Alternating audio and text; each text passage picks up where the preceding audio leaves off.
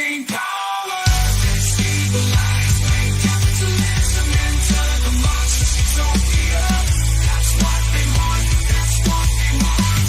Abolish capitalism. These are the portals of the wolf. Better actions, words they go. From pushing the claim, Marxist dreams in the dance of power. Scheme and scheme, in every move the agenda gleams. Remember, nothing's ever as it seems. So this will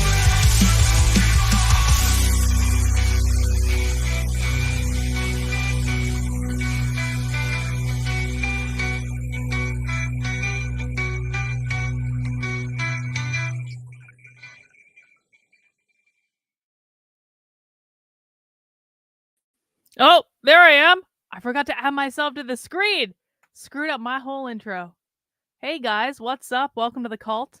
The Cult is a show that I stream at 5 p.m. Eastern Time, Monday through Friday, where we talk about really whatever I feel like talking about on any given day. But we do focus on different elements of the culture wars. We do deep dives into the far left. We do deep dives into the right. Today, we are going to be continuing on a little adventure that I started yesterday. And I think this will probably be the last one of these that we do. I only wanted to watch a couple. Essentially, the premise is that I think that Donald Trump has changed a lot since 2016.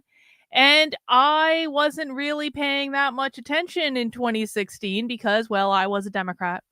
Indeed, I was a Democrat back in the day. I'm sorry. I have repented for my sins. People still find pictures of me where I was like with Pete Buttigieg. Can I just tell you, I am to this day genuinely shocked that the people who troll me on the internet find it to be much more offensive that I took a picture with Pete Buttigieg than when I took a picture with Elizabeth Warren. I don't get this. Both those pictures are on my Instagram. There's a picture of me with Pete Buttigieg. There's a picture of me with Elizabeth Warren. They were taken within like a week of each other. It was during the 2020 the 2020 primary in New Hampshire. Well, the 2019 primary actually, because I live in New Hampshire. We always get to meet all the candidates. Like, it's actually really easy. And so it continues to astonish me to this day that the picture that I get trolled the hardest with when people are like, you were a Democrat, was the one with Pete Buttigieg rather than the one with Elizabeth Warren, which I like even worse than the one with Elizabeth Warren than I did the one with Pete Buttigieg. So I don't understand it. But anyway, we're going to go back today and watch the very first 2015 Republican primary debate. This was the debate where they had the entire clown car of candidates. You can see some on the screen. Jeb Bush, Mike Huckabee, Ted Cruz, Rand Paul, Marco Rubio, I think Ben Carson, and of course, and there were many other candidates too. I just can't remember all the different candidates off the top of my head. We'll see the entire clown car. But right smack dab in the middle of the stage was Donald Trump. And if I remember correctly, this is the debate where he told Megyn Kelly that she had blood coming out of her wherever. And so I thought we would go back and give this debate another watch. And I actually just think it'll be interesting, too, to see how much the Republican Party has changed between then and now. It's kind of like we learned yesterday in the debate between Trump and Hillary. It's like some of the questions they were asking Hillary as kind of like softballs in that debate would never be asked today. Because today they're considered to be Republican talking points, but they were like softballing them to Hillary as though they were Democrat talking points back in the day. And so I think it'll be interesting to watch this from the perspective of like seeing how much things have changed, seeing what the talking points were, seeing Donald Trump's behavior and how he kind of, caused such a ruckus, because this was really, and correct me if I'm wrong, but this debate was really one of his first kind of like big introductions to the world in terms of him, well, not necessarily following the rules of politics. And so I just think it'll be an interesting exercise to go back and watch this. And I appreciate you guys going on this journey with me. Now, before we get to that, I have one other thing I'd like to talk about before we get started, and a couple other orders of business as well. But can we just talk about this for a second? Can we just talk about the fact that This is a big deal, and I'm showing you Andy No's post about it, because Andy No is, of course, one of the only journalists that I think actually does a decent job in covering the left. I think Andy No is incomparable. I think he's one of the smartest people out there. He's also just one of the nicest people out there. I have nothing but admiration and respect for Andy No. You know, people think that I burn bridges with everyone. Well, no, I don't burn bridges with everyone. I burn bridges with the stupid, dumb people. But Andy No, incomparable. Just brave, has almost gotten himself killed on a number of occasions, and he's like the nicest guy in the world, and I will always support him because he is awesome. And so I've got his post up here about this, and this is actually kind of crazy. So Elon Musk did this interview with Jordan Peterson, in which Jordan Peterson apparently interrupted Elon Musk a lot and dressed crazy. But in this interview, Elon Musk opened up and said that his son, his gay son, his autistic gay son, was basically transitioned, and that he was kind of tricked into signing the consent for his gay son to have their gender transition. Let's listen. It happened to one of my older boys, where I was essentially tricked into signing documents for one of my older boys, Xavier. This was before I had really any understanding of what was going on, and we had COVID going on, and so there was a lot of confusion. I was told, Xavier might commit suicide if he did. That was a lie right from the outset. Incredibly evil. And I agree with you that people that have been promoting this should go to prison. That's so I was connection. tricked into doing this, it wasn't explained to me that puberty blockers are actually just sterilization drugs. Anyway, and so I lost my son essentially. They call it dead naming for a reason. Yeah, All right. So the reason it's called dead naming is because your son is dead. So my son Xavier is dead, killed by the woke mind virus. I'm sorry to hear that. Yeah. I can't imagine what that would be like. Yeah. So. Yeah, and there's lots of people in that situation now. Right. It's not pretty, and lots of demolished kids. Yes. Yeah, well, that's a good reason to be the final straw. All right, so let's. So I vowed to destroy the woke mind virus. Shut up, Jordan. And we're making some progress. Join the club. Yeah. Oh, shut the fuck up, Jordan. Okay, listen, not to diminish the gravity of what Elon Musk said in that, but I was so distracted by Jordan Peterson just interrupting him over and over and over again that it was like hard to get through that, because like if Jordan Peterson had just shut up, what Elon Musk said would have landed in a so much more profound way. Anyway, apart from the fact that Jordan Peterson is woke, and I really, really, really hope Elon Musk at some point figures out that Jordan Peterson and the Daily Wire are just as woke as anyone on the left. Elon Musk is a smart guy. He's going through his red pill journey. That comes later. Like first you have to, like in your red pill journey, first you have to figure out that the left is woke, and then you have to figure out that the right is woke, and then you have to go down the JQ rabbit hole. And so it's a process. Elon's making his way.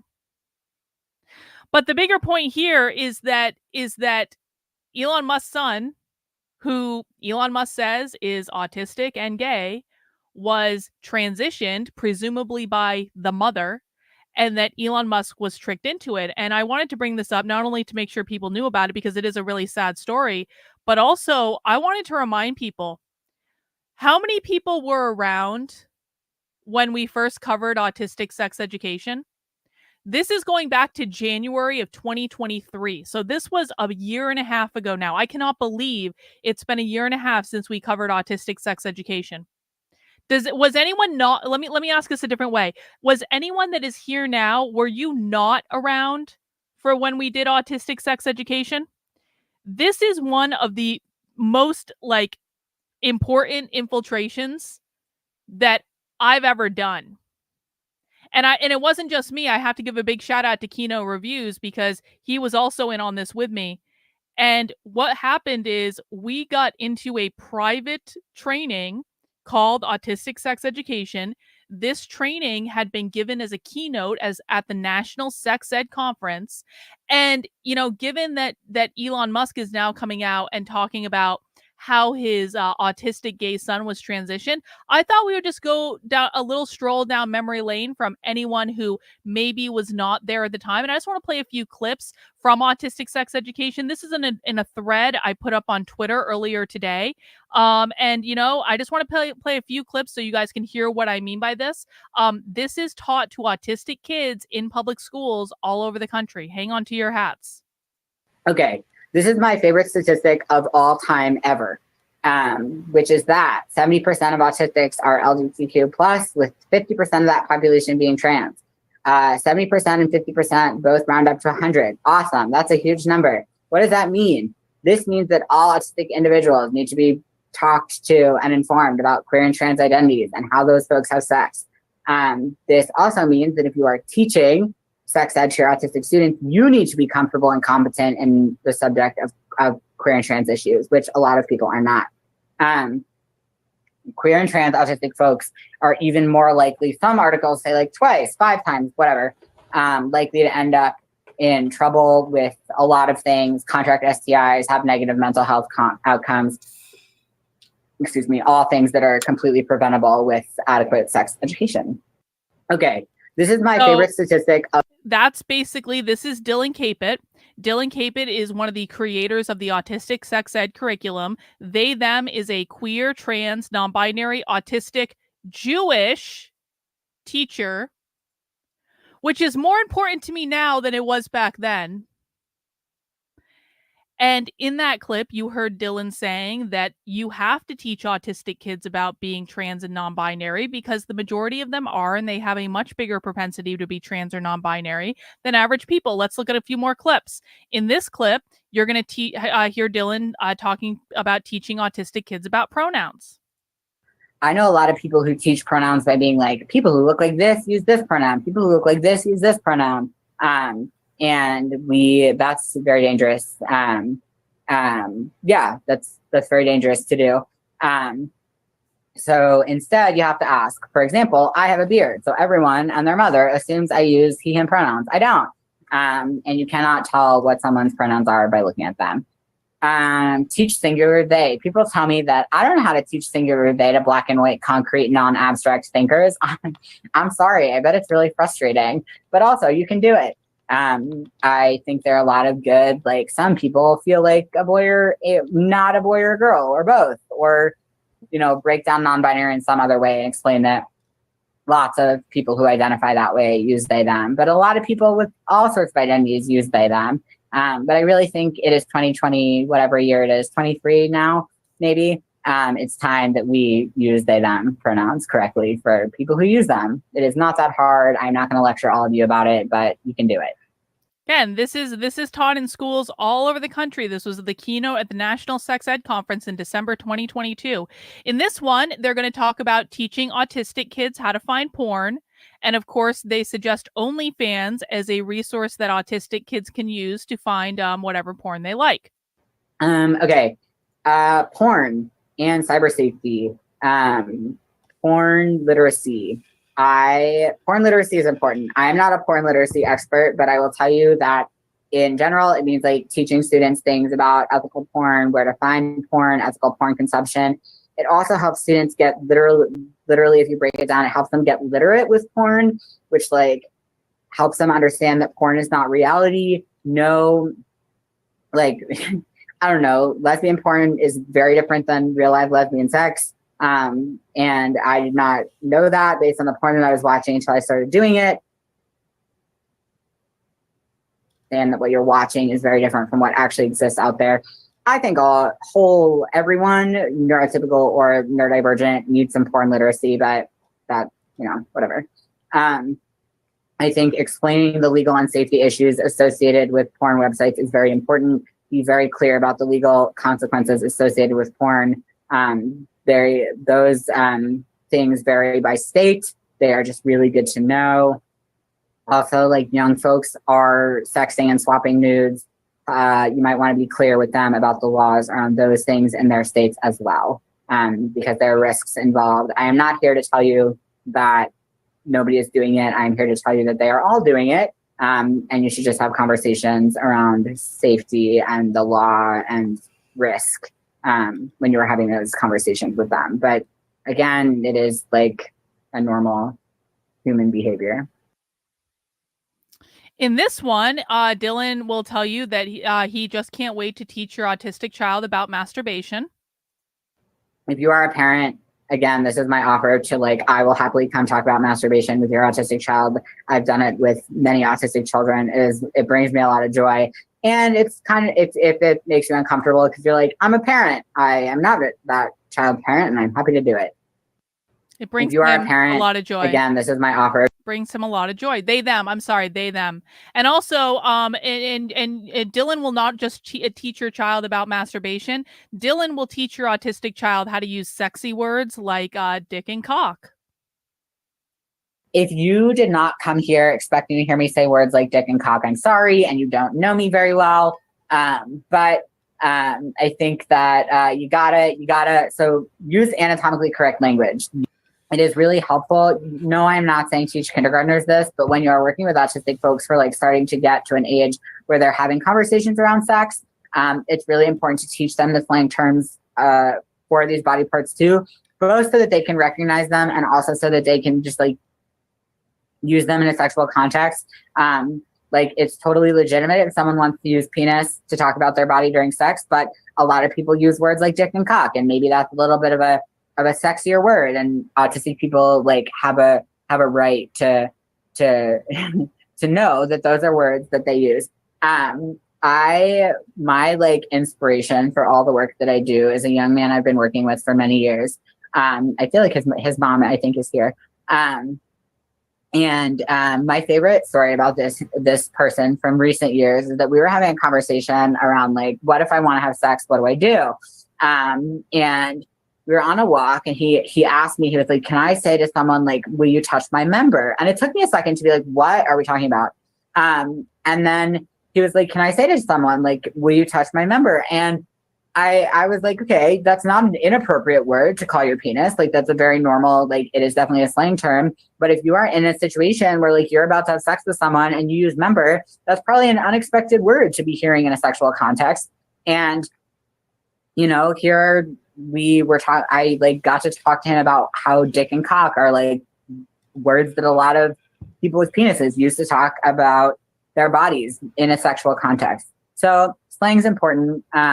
I am happy to, if these are conversations you would not like to be having with your children, I'm happy to have them for you because they bring me a lot of joy. Talking about dick and cock with autistic kids brings Dylan a lot of joy. And of course, Dylan has never related more to 14-year-old boys than when they were put on testosterone. I will also say that never have I related more to 14-year-old boys than when I was like 6 months on testosterone. There is a lot of emotional change happening during puberty. It is very hard to like regulate emotions during that time. So I think a lot of those conversations are really important to be having. Research that says kids are starting puberty younger is correct.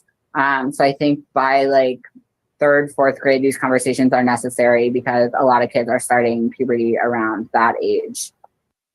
I will also say those are just a couple of the clips that we have. You can see there's even a longer thread. The original thread on Twitter is still there. And you can find the original article actually on my Substack. I've actually pinned it to the main page of the Substack. Hang on, let me show you.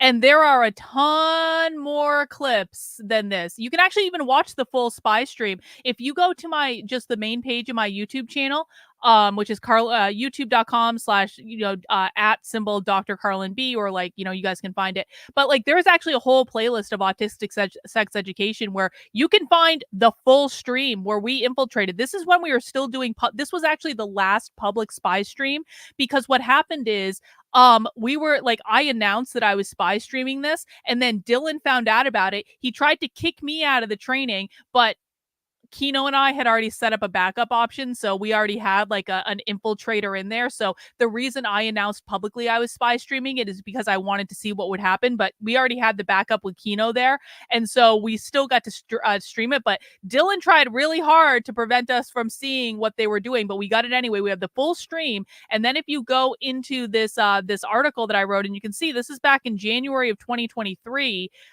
There are a ton more clips from this webinar, and I strongly recommend that any parents with autistic kids, you need to watch this. You need to watch all of them. You need to see what is being taught to your children, because this is something that we've seen go on more and more and more. There have been more presentations popping up about neurodivergence and being queer. I've seen them. We recently did a queer liberation conference sponsored by the community colleges of California, where they had a whole presentation about this. There just been a ton of these presentations that have been popping up. So gender ideology is specifically targeting autistic kids, and people with autistic kids need to understand how.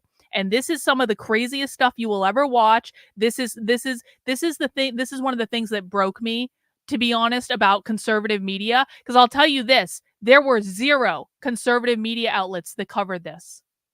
Actually, that's not true. American Conservative covered it, but that's it. I was booked to go on Fox and Friends to talk about this. They canceled. They never rescheduled. The Blaze didn't cover it. The Daily Wire didn't cover it. Stephen Crowder didn't cover it. And I made sure they all had it. No one covered this.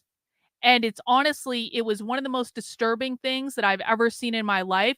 And it's even more disturbing to me that conservative media refused to show their audience. This was my last straw with conservative media, because if they weren't going to show their audience this, they just didn't know what the fuck was going on.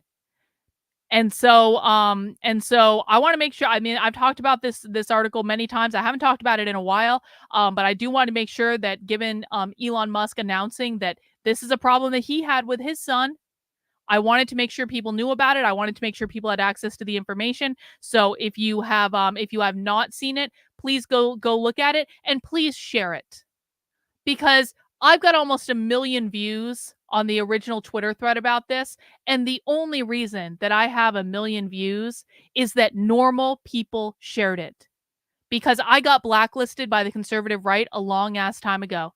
And they think it's more important to prevent people from seeing my work than to show people stuff like this that will affect their children in a very real way. That's the situation that we're dealing with. So normal people need to step up and share this. And I don't care if you have 3 followers. If you share this with 1 parent that has an autistic child, that's better than an influencer like just tweeting it or like shitting on it or like any of this stuff that they like to do to me. Like normal people have to stop waiting for influencers or people with platforms to save them. You've got to save yourself. There's a ton of stuff in this. I break it all down for you. Again, you can find it currently in the homepage of my Substack. I put it right there in the middle to make it easy for people to find.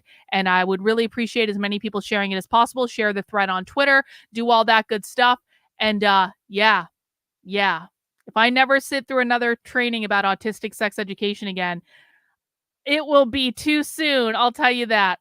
Anyway, moving on, guys. Before we get into our main show tonight, I just want to remind people of a couple things. Number 1, please make sure you are following in my Telegram channel. If you have not yet done that, it's t.me/unwokex. This is where I post updates when I post new content on the internet or when I go live. So if you want to get notifications sent directly to your phone for when I go live on the internet and stuff like that, please make sure to join the Telegram channel, and that will send you notifications to your phone, because of course YouTube may or may not notify you on any given day, and it is what it is. And so that is my backup way of getting around that. So you can find that there. And special announcement, Tuesday night shows are back. Now, I know it's nothing remotely controversial. I know it's not Joshua. I know people miss Joshua, all that stuff. Hey, man, go complain to him. He has his own YouTube channel. You can go complain. Actually, I just talked to him earlier today. Just like people seem to think that it's not even people. It's idiots on the internet seem to think that Joshua and I are in a fight. Joshua and I are not in a fight. I literally just had a 2-hour meeting with Joshua just hours ago. He's fine. There are other reasons the show ended. It has nothing to do with whether or not he and I are pissed, because we're not. But I can't control that nothing remotely controversial is over, but I can offer you something new, or rather bringing back something old, because I used to have this show called Disenrage that I kind of just stopped doing because I got really busy with socialism stuff and all that. And so we've decided to bring back Disenrage, and the wonderful, the amazing, the awesome Jennifer is going to be joining me as my new co-host for Disenrage. Those of you who come to movie night in the supporter Discord will be intimately familiar with Jennifer, because she runs the movie nights in our supporter Discord. She is also an amazing lady that has been supporting my work for years. I love her dearly. She is a writer. She is a brilliant writer, actually. She's a spiritual being. She knows a lot of stuff. She's a witch. And today on Disenrage, I have to get into the habit of saying Disenrage, right? Today on the show, what we're going to be talking about is Jennifer was actually with me in Boulder, Colorado, because I stayed at her house. She was with me at the last undercover infiltration I did at that gender conference out in Colorado. You'll remember that this is the conference where I got possessed by a demon. In this conference, people think I'm joking. I was not joking. I got possessed by a demon, and Jennifer had to perform an exorcism in the middle of downtown Boulder. And so she told me, she was like, Carlin, people have asked me about that and asked me for my perspective. I was like, well, that's a great topic for the show. Was I really possessed by a demon? What was that like for Jennifer? Because Jennifer was with me from the moment that I left the multiple personality disorder presentation up until she made me bend over a rock in the middle of downtown Boulder. She's like, Carlin, bend over. And she pushed all the demonic energy into the ground with her witchy powers. I swear to God, this was all real. And so we're going to talk about that tonight at 9 p.m. on the returning episode of Disenrage, and I'm really excited about it, and I hope everyone will join us and everyone will give Jennifer a wonderful welcome, and you can find out about how I got possessed by a demon at a gender conference. I swear to God, it was real. It was not made up. Nathaniel, a tip for your service today. Hey, thank you, Nathaniel. I appreciate that. And Murphy's Pool says, was it because of all the Uranus jokes? No. Joshua did not quit the show because of the Uranus jokes. The reality is that Joshua had a big project kind of land in his lap that is not related to stuff on the internet it's not related to stuff on the internet, and just time became an issue. That's actually what happened. It's actually the real reason that is actually the most boring reason of all. And so, you know what? Joshua and I had a great run. We had like 4 years together that show. It was a really great time. But we are thrilled to welcome Jennifer and bringing back Disenrage, and I'm really excited about it. I think it's going to be a really fun show. So that is going to be tonight at 9 p.m. Eastern time, and I hope you guys will join us for that. And with that out of the way, let's get into this debate, shall we? Please make sure you mount the like button for me, guys. And if you feel so inclined to send in a super chat, I do have a $100 super chat goal for today. I am trying to get more on track with having super chat goals, because you guys, fun fact, I don't actually make money from this if you guys don't send in super chats. And so I'm trying to make this a more reasonable experience for spending hours a day streaming on the internet. If you can afford to contribute $5, if you appreciate the stream, that would be great. If 19 more people contribute $5, hey, I meet the super chat goal, and I would really appreciate it. We are watching the first GOP primary debate all the way back in 2015. This was almost 9 years ago. And so we're going to see how much things have changed. We're going to see how much Trump has changed. We're going to see how much the Republican Party has changed. We're going to go in a blast in the past. So, mount the like button for me, guys. Make sure you subscribe to the channel. Let's get this party started. And now all of the cameramen are taking their pictures. This is the picture you'll see on the front page of the papers tomorrow. I forgot about him. All the candidates standing together. We'll see who's talking to each other, who's not talking to each other. Well, that's awkward. Well, that was the whole point. Don't stage the news. They're not feeling it. You guys nervous? Chris Christie. We're a little nervous too. Nah, That'll be fine. that sounded like the buzzer. we saved them from that buzzer. That's right. We'll explain that. We'll talk about the buzzer in just a minute. There was controversy. It's good to see you, gentlemen. Welcome. And what do you think of this Kelly. trial?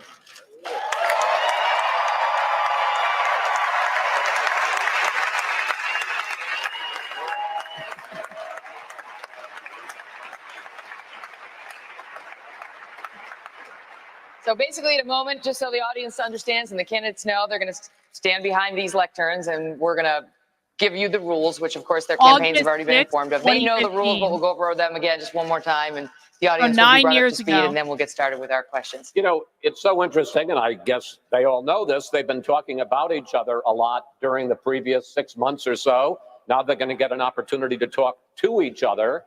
And obviously, this is all part of the process of the American people here in this hall and across the nation trying to sort out who should be the Republican nominee for president in 2016. So this is part of the great American process. All right, gentlemen. Thank you. Please go to your podiums. That was awkward enough. Let's get you. Goodness. Save us and them. It's important to point out that this debate obviously is the top 10 in polling. They were chosen by the position from even more. top to bottom in the positioning on the stage. I forgot about that. And remember, we had another debate on this very stage from 5 to 6 that included 7 other candidates. This is a huge feat. That's right. 17. I bet these guys are glad that Carly Fiorina did not appear in the 9 p.m. hour because, boy, she unleashed a can, if you know what I'm saying, earlier. Well, you know, that's the exciting thing because, you know, there's been a lot of question. Should it be divided? Should it not be divided? And yes, there were 2 tiers. There were the 7 lowest in the polls. Now we have the top 10 in the polls. But, you know, it's a fluid process. And it was certainly true 4 years ago. Some that were in the lower tier are going to jump up. And perhaps some that are here tonight are going to slip down a little bit. But there's a long time between now and the snowy caucuses in February in Iowa. Right. We should point out our next debate is right before the Iowa caucuses, and it's going to be quite something. This is, I think, going to be very meaningful. It would have been tough to have 17 candidates up here, as great as it would have been to try to find a way to do it. But it would have been like herding cats. Photogs, I think that's it. All right, guys. All right. So the audience knows we're going to restart at the top of the hour because that is when the nation believes that this debate starts, not at 8:50. So we'll get it going at 9 o'clock. All right. Fast forwarding to the start of the debate. Arena in Cleveland, Ohio. I'm Megan Kelly. Along with my co-moderators, Brett Baer and Chris Wallace.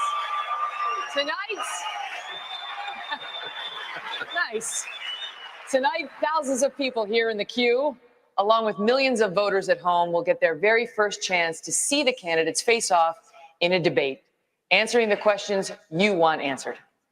Less than a year from now, in this very arena, one of these 10 candidates, or one of the 7 on the previous debate tonight, will accept the Republican Party's nomination.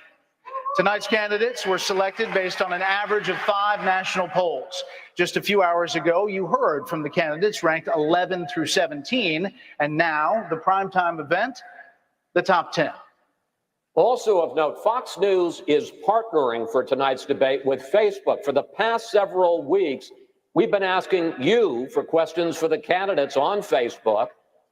Nearly 6 million of you, 6 million, viewed the debate videos on our site, and more than 40,000 of you submitted questions, some of which you will hear us asking the candidates tonight. As for the candidates who will be answering those questions, here they are. Positioned on the stage by how they stand in the polls. In the center of the stage tonight, businessman Donald Trump. Businessman. Wow. Former Florida Governor Jeb Bush. Wisconsin Governor Scott Walker. Former Arkansas Governor Mike Huckabee. Neurosurgeon Dr. Ben Carson. Texas Senator Ted Cruz. Florida Senator Marco Rubio. God, he looks so young. They all look Kentucky young. Senator Holy Rand shit. Paul. New Jersey Governor Chris Christie. Chris Christie looks the same. And your very own Governor of Ohio, Come on, Casey.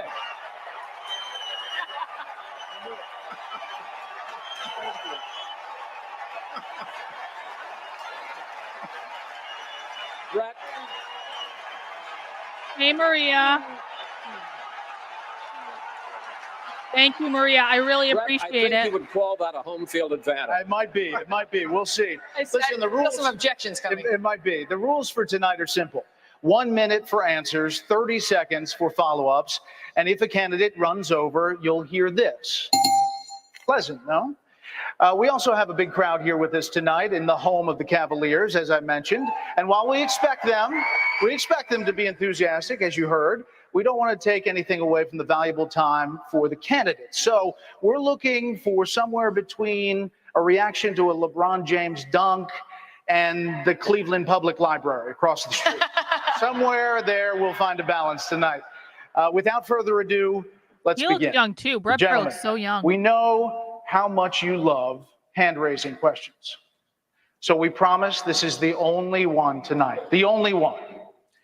Is there anyone on stage, and can I see hands, who is unwilling tonight to pledge your support to the eventual nominee of the Republican Party and pledge to not run an independent campaign against that person?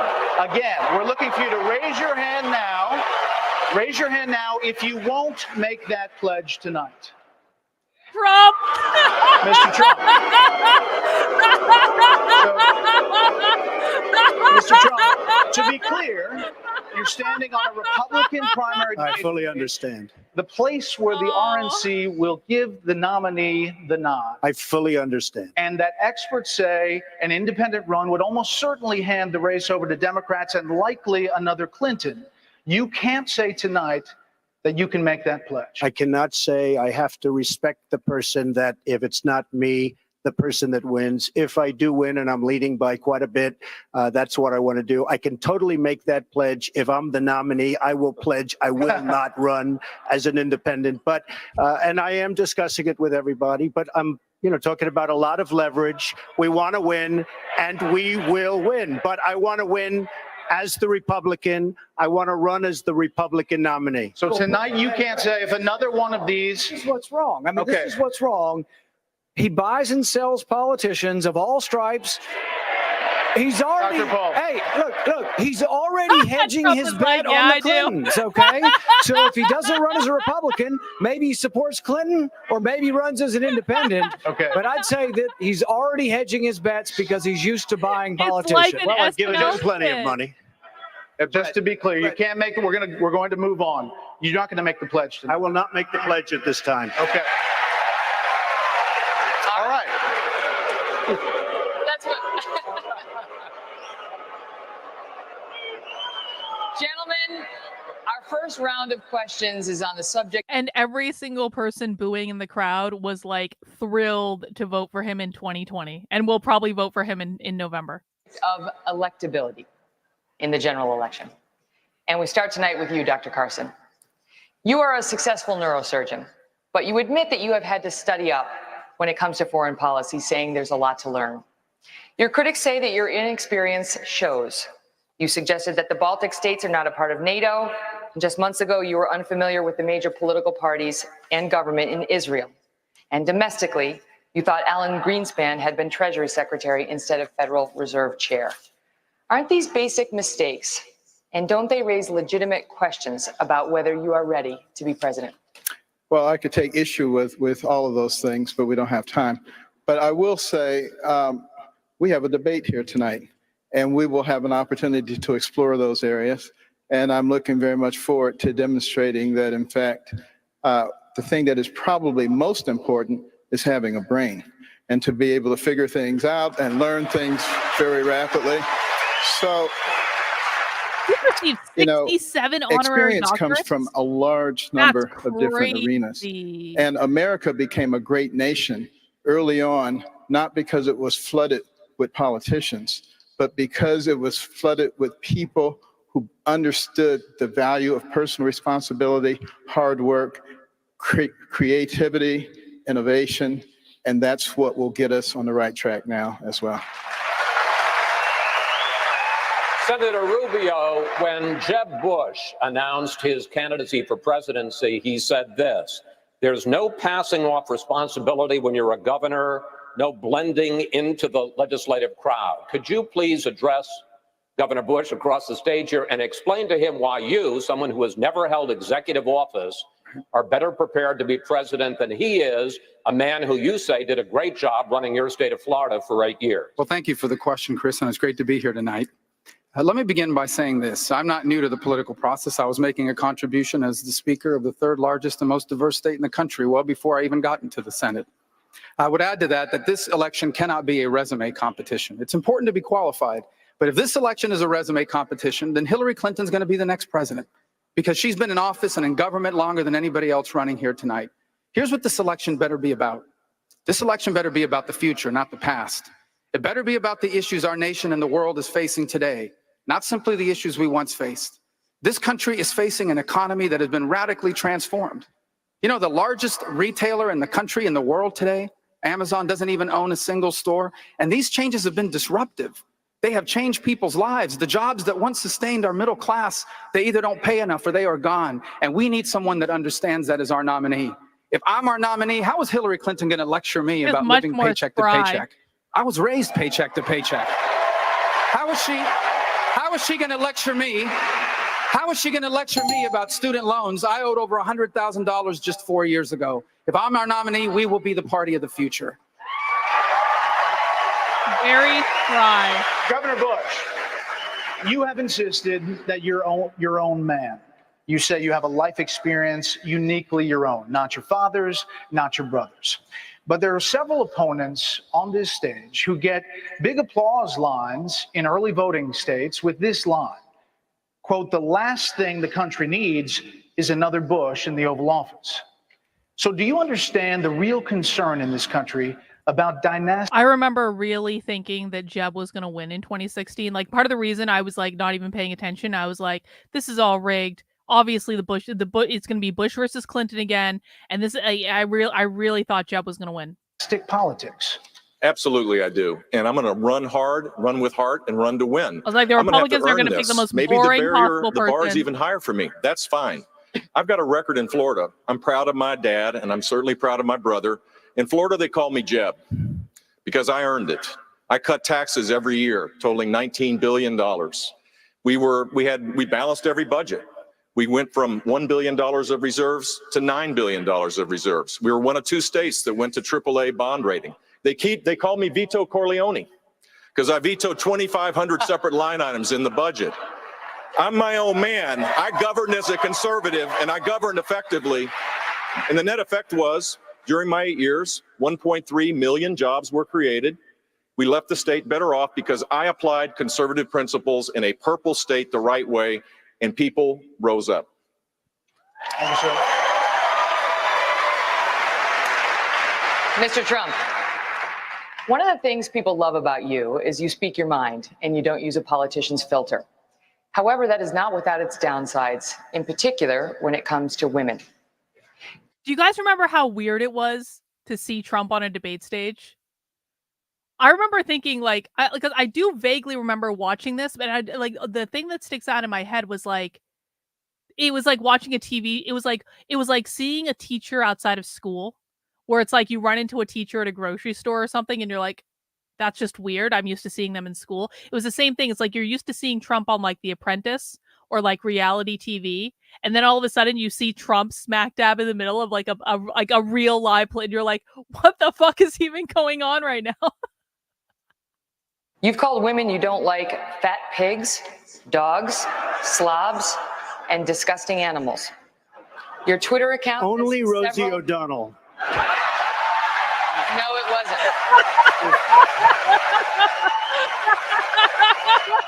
Your Twitter account...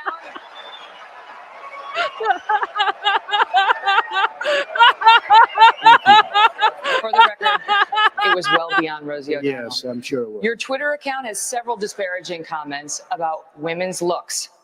You once told a contestant on Celebrity Apprentice it would be a pretty picture to see her on her knees. Does that sound to you like the temperament of a man we should elect as president?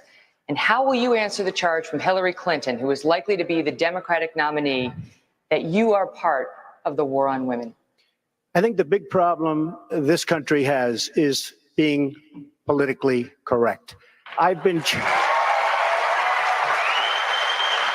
challenged by so many people, and I don't frankly have time for total political correctness. And to be honest with you, this country doesn't have time either. This country is in big trouble. We don't win anymore. We lose to China. We lose to Mexico, both in trade and at the border. We lose to everybody.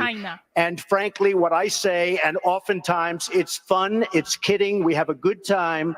What I say is what I say.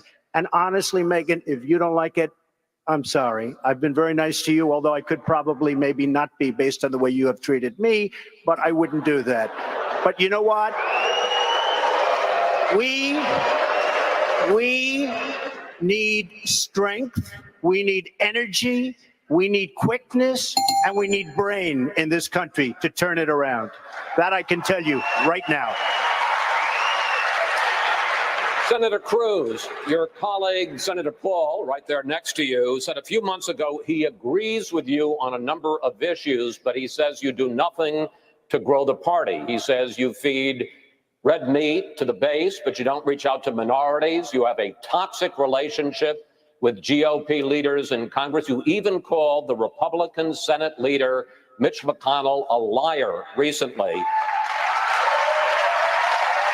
How can you win in 2016 when you're... People were cheering for calling Mitch McConnell a liar even back then.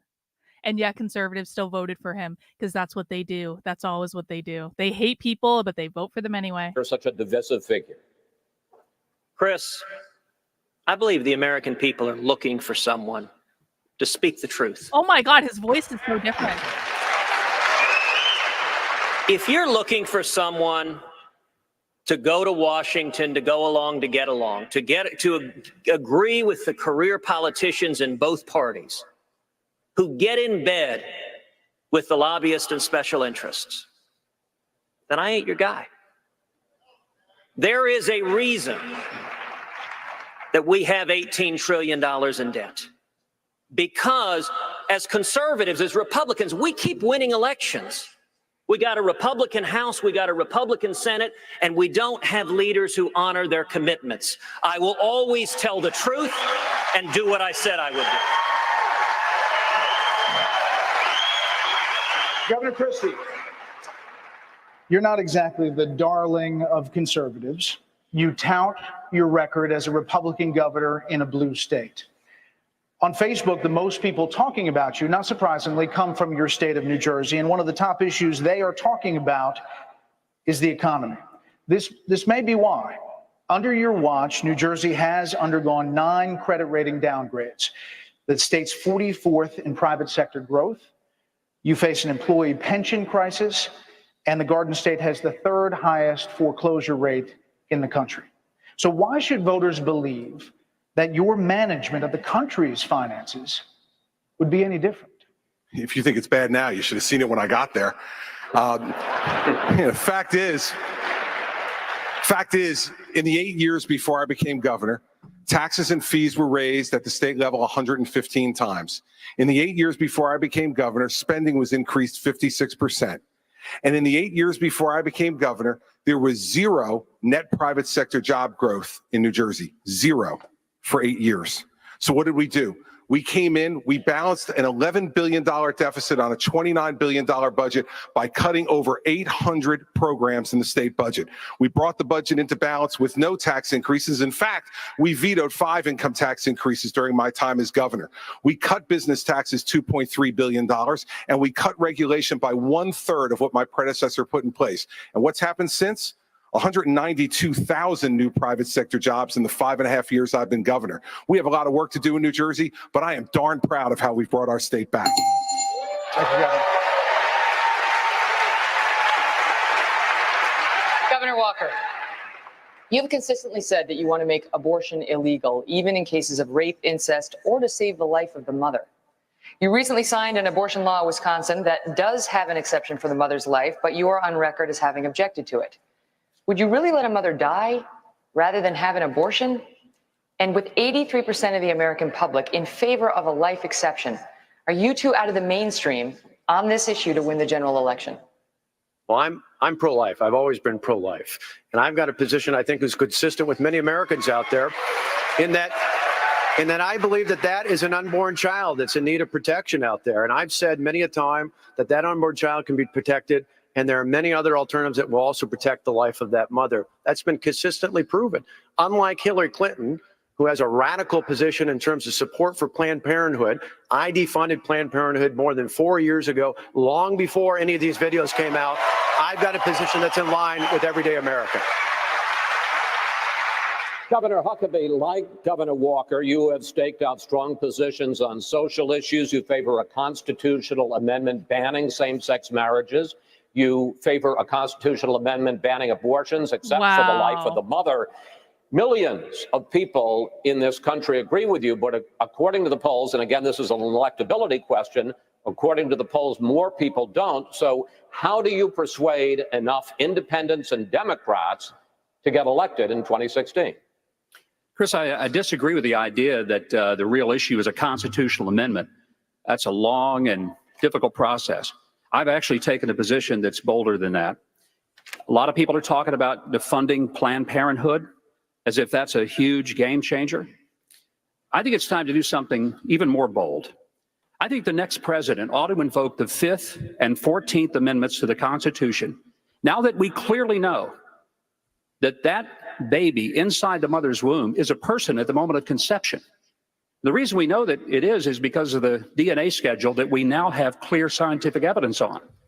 And this notion that we just continue to ignore the personhood of the individual is a violation of that unborn child's 5th and 14th Amendment rights for due process and now that Trump has just solidified his grasp on Republicans, I really hope they let go.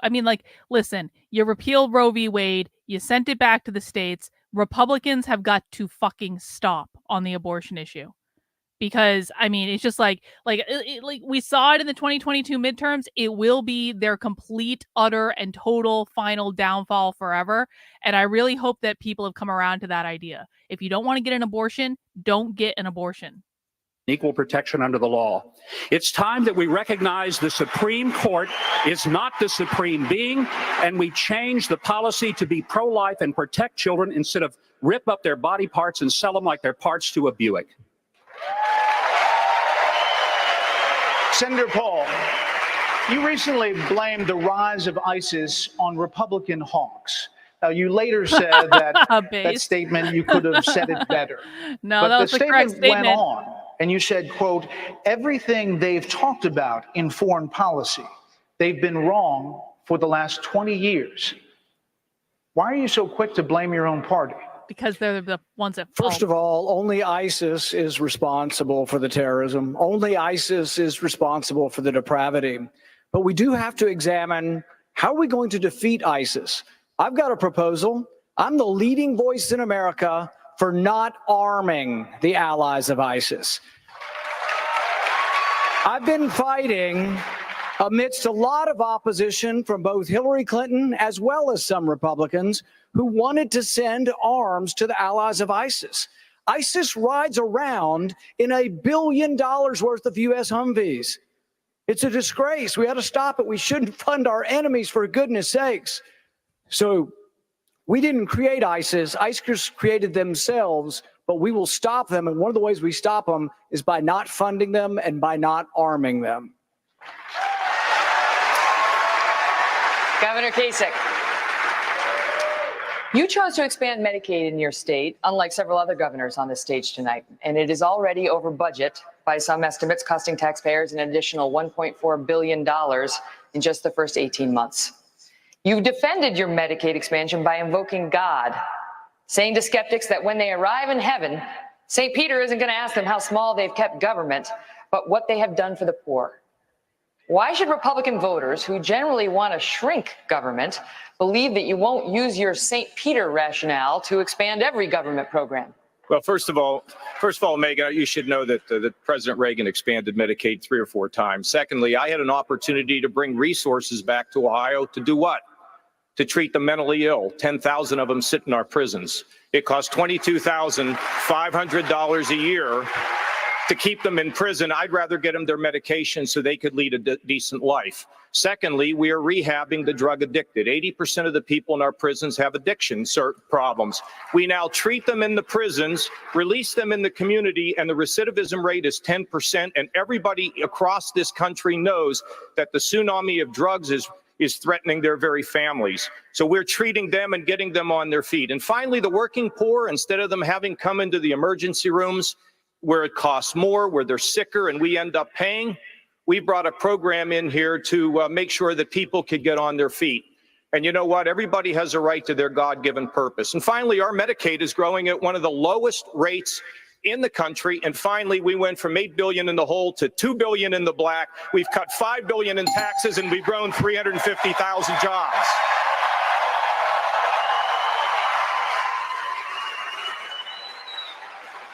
Gentlemen, we're turning to a new subject that all of you have been talking about and some of you have been disagreeing about, and that is the issue of immigration. Governor Bush, you released a new plan this week on illegal immigration, focusing on enforcement, which some suggest is your effort to show that you're not soft on that issue. I want to ask you about a statement that you made last year about illegal immigrants, and here's what you said. They broke the law, but it's not a felony. It's an act of love. It's an act of commitment to your family. Do you stand by that statement? Wow. And do you stand by your support for earned legal status? Oh my God. I do. I believe that the great majority of people coming here illegally have no other option. Oh, they want to provide for their family. But we need to control our God. border. It's our responsibility to pick and choose who comes in. So I've written a book about this, and yes, this week I did come up with a comprehensive strategy that really mirrored what we said in the book, which is that we need to deal with E-Verify. We need to deal with people that come with a legal visa and overstay. We need to be much more strategic on how we deal with border enforcement, border security. We need to eliminate the sanctuary cities in this country. It is ridiculous and tragic that people are dying because of the fact that local governments are not following the federal law. There's much to do. And I think rather than talking about this as a wedge issue, which Barack Obama's done now for 6 long years, the next president, and I hope to be that president, will fix this once and for all so that we can turn this into a driver for high sustained economic growth. And there should be a path to earn legal status for those that are here. Not amnesty, earn legal status, which means you pay a fine and do many things over an extended period of time. Thank you, sir. Mr. Trump, it has not escaped anybody's notice that you say that the Mexican government is sending criminals, rapists, drug dealers across the border. Governor Bush has called those remarks, quote, extraordinarily. And now the El Salvadorian government, too, apparently. Ugly. I'd like you're right next to him. Talk to him directly and say how you respond to that. And you have repeatedly said that you have evidence that the Mexican government is doing this, but that you have evidence you have refused or declined to share. Secret evidence. Why not use this first Republican presidential debate to share your proof with the American people? So if it weren't for me, you wouldn't even be talking about illegal immigration, Chris. You wouldn't even be talking about it. This was not a subject that was on anybody's mind until I brought it up at my announcement, and I said, Mexico is sending. Except the reporters, because they're a very dishonest lot, generally speaking, in the world of politics, they didn't cover my statement the way I said it. The fact is, since then, many killings, murders, crime, drugs pouring across the border, our money going out and the drugs coming in. And I said, we need to build a wall. And it has to be built quickly. A big wall. And I don't mind having a big, beautiful door in that wall so that people can come into this country legally. But we need, Jeb, to build a wall. We need to keep illegals out. Mr. Trump, I'll give you 30 seconds. I'll give you 30 seconds to answer my question, which was, what evidence do you have, specific evidence, that the Mexican government is sending criminals across the border. 30 seconds. Border Patrol, I was at the border last week. Border Patrol, people that I deal with, that I talk to, they say this is what's happening because our leaders are stupid. Our politicians are stupid.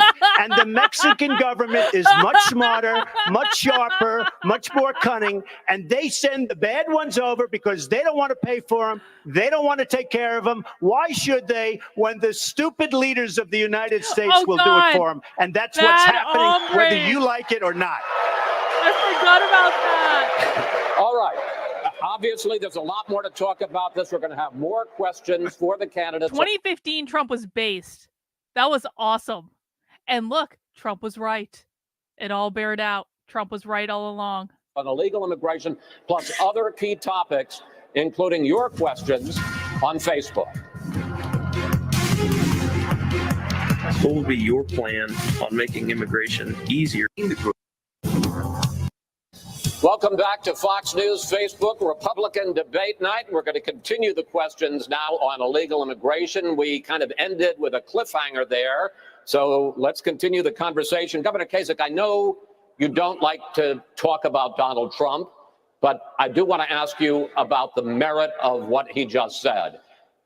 When you say that the American government is stupid, that the Mexican government is sending criminals, that we're being bamboozled, is that an adequate response to the question of illegal immigration? Chris, first of all, I was just saying to Chris Christie, they say we're outspoken. We need to take lessons from Donald Trump if we're really gonna learn it. Hey, here's the thing about Donald Trump. Donald Trump's hitting a nerve in this country. He is. He's hitting a nerve. People are frustrated. They're fed up. They don't think the government is working for them. And for people that want to just tune him out, they're making a mistake. Now, he's got his solutions. Some of us have other solutions. You know, look, I balanced the federal budget as one of the chief architects when I was in Washington. Hadn't been done since. I was a military reformer.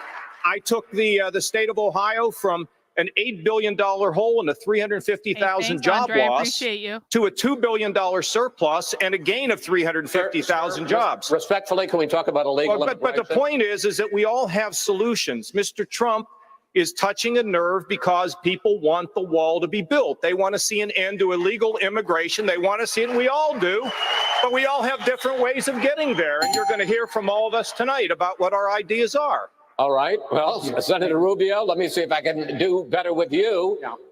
Is it as simple as our leaders are stupid, their leaders are smart, and all of these illegals coming over are criminals? Well, let me set the record straight on a couple of things. The first is the evidence is now clear that the majority of people coming across the border are not from Mexico. They're coming from Guatemala, El Salvador, Honduras. Those countries are the source of the people that are now coming in its majority. I also believe we need a fence. The problem is if El Chapo builds a tunnel under the fence, we have to be able to deal with that too. Oh, yeah. And that's why you need an E-Verify system and you need an entry-exit tracking system and all sorts of other things to prevent illegal immigration. But I agree with what Governor Kasich just said. People are frustrated. This is the most generous country in the world when it comes to immigration. There are 1 million people a year who legally immigrate to the United States. And people feel like we're being taken advantage of. We feel like despite our generosity, we are being taken advantage of. And let me tell you who never gets talked about in these debates. The people that call my office, who have been waiting for 15 years to come to the United States, and they paid their fees, and they hired a lawyer, and they can't get in, and they're wondering maybe they should come illegally. And so these are important issues, and we should address it. It's a serious problem that needs to be addressed. And otherwise, we're going to keep talking about this for the next 30 years like we have for the last 30 years. Governor Walker, from 2002 till as recently as 2013, just 2 years ago, you supported comprehensive immigration reform, including a path to citizenship. Now you say that was a quick reaction to something you hadn't really thought about and that you've changed your mind. Other than politics, could you explain why in the last 2 years you've changed your position on a path to citizenship? And are there other past positions that we shouldn't hold you to? Yeah, well, Chris, I actually said it on your show earlier this year. Yes, I said, I acknowledge that. I said I actually listened to the American people, and I think people across America want a leader who's actually going to listen to them. I talked to border state governors and other elected officials. I looked at how this president, particularly through last November, messed up the immigration system in this country. And most importantly, I listened to the people of America. I believe we need to secure the border. I've been to the border with Governor Abbott in Texas and others, seeing the problems that they have there. There's international criminal organizations penetrating our southern-based borders, and we need to do something about it. Secure the border, enforce the law, no amnesty, and go forward with a legal immigration system that gives priority to American working families and wages. Senator Cruz, some 1,400 people submitted questions on this very hot topic of illegal immigration on Facebook, and a number of them were about the murder of Kate Steinle in San Francisco, allegedly shot down by an illegal. Doug Betancourt sent this question: will you support Kate Steinle's law, which would impose a mandatory 5-year prison term for an illegal who's deported and then returns to this country? And will you defund sanctuary cities for violating federal law? Chris, absolutely yes. And not only will I support it, I have authored Kate's law in the United States Senate and filed that legislation. I tried to get the Senate to vote to pass Kate's law on the floor of the Senate just 1 week ago, and the leader of our own party blocked a vote on Kate's law. You know, there was reference made to our leaders being stupid. It's not a question of stupidity. It's that they don't want to enforce the immigration laws. That there are far too many in the Washington cartel that support amnesty. President Obama's talked about fundamentally transforming this country. There's 7 billion people across the face of the globe, many of whom want to come to this country. If they come legally, great. But if they come illegally, and they get amnesty, that is how we fundamentally change this country. And it really is striking. A majority of the candidates on this stage have supported amnesty. I have never supported amnesty, and I led the fight against Chuck Schumer's Gang of 8 amnesty legislation in the Senate. So young. All right, gentlemen, we're going to switch topics now and talk a bit about terror and national security. Governor Christie, you have said that Senator Paul's opposition to the NSA's collection of phone records has made the United States weaker and more vulnerable, even going so far as to say that he should be called before Congress to answer for it if we should be hit by another terrorist attack. Do you really believe you can assign blame to Senator Paul just for opposing the bulk collection of people's phone records in the event of a terrorist attack? Yes, I do. Chris Christie's And I'll tell you an why. asshole. Because I'm the only person on this stage who's actually filed applications under the Patriot Act, who have gone before the federal, the Foreign Intelligence Service Court, who has prosecuted and investigated and jailed terrorists in this country after September 11th. I was appointed U.S. Attorney by President Bush on September 10th, 2001, and the world changed enormously the next day. And it happened in my state. This is not theoretical to me. I went to the funerals. We lost friends of ours in the Trade Center that day. My own wife was 2 blocks from the Trade Center that day at her office, having gone through it that morning. When you actually have to be responsible for doing this, you can do it, and we did it for 7 years in my office, respecting civil liberties and protecting the homeland. And I will make no apologies ever for protecting the lives and the safety of the American people. We have to give more tools to our folks to be able to do that, not fewer, and then trust those people and oversee them to do it the right way. As president, that is exactly what I'll do. Megan, may I respond? Go ahead, sir. I want to collect more records from terrorists, but less records from innocent Americans. The Fourth Amendment was what we fought the revolution over. John Adams said it was the spark that led to our war for independence. And I'm proud of standing for the Bill of Rights, and I will continue to stand for the Bill of Rights. And Megan, that's a completely ridiculous answer.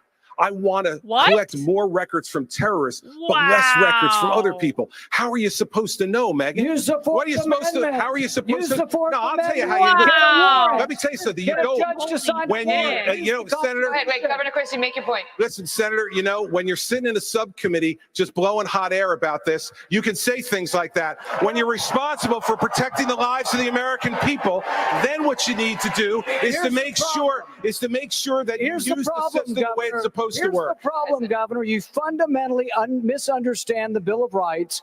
Every time you did a case, you got a warrant from a judge. I'm talking about searches without warrants, indiscriminately of all Americans' records, and that's what I fought to end. I don't trust President Obama with our records. I know you gave him a big hug, and if you want to give him a big hug again, go right ahead. Wow, I got And you know, supported that. Fuck you know, that Senator guy. Senator Paul, you know, the hugs that I remember Chris are the hugs that I even gave to harder. the families who lost their people on September 11th. Those are the hugs I remember. And those had nothing to do, with politics, unlike what you're doing. Didn't you just feel the neocon wafting off of Chris Christie? I didn't realize it was this bad. Cutting speeches on the floor of the Senate, then putting them on the internet within a half an hour to raise money for your campaign, and while still putting our country at risk. All right, we're going to cut it out there. We have plenty more we want to get to. That was an interesting exchange. Thank you for that. But I want to move on because I have we're going to get to you, Governor, but I really want to get to a Facebook questioner. Can we bring back debates like this? Because what I do like about this debate is like the moderators are like making them argue with each other. They're like deliberately saying argue with each other. And I really appreciate that. We should do this again. His name is Alex Shalgren, and he has the following question. My question is, how would the candidates stop the treacherous actions of ISIL, and its growing influence in the U.S. if they were to become president? Senator Cruz, I want to talk to you about this because many of the Facebook users and the folks on Facebook wanted the candidates to speak to ISIS tonight. You asked the chairman of the Joint Chiefs a question. What would it take to destroy ISIS in 90 days? He told you ISIS will only be truly destroyed once they are rejected by the populations in which they hide. And then you accused him of pushing Medicaid for the Iraqis. How would you destroy ISIS in 90 days? Megan, we need a commander-in-chief that speaks the truth. We will not defeat radical Islamic terrorism so long as we have a president unwilling to utter the words radical Islamic terrorism.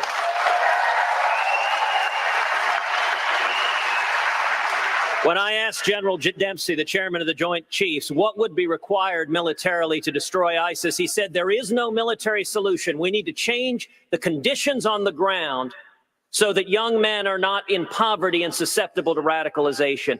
That, with all due respect, is nonsense.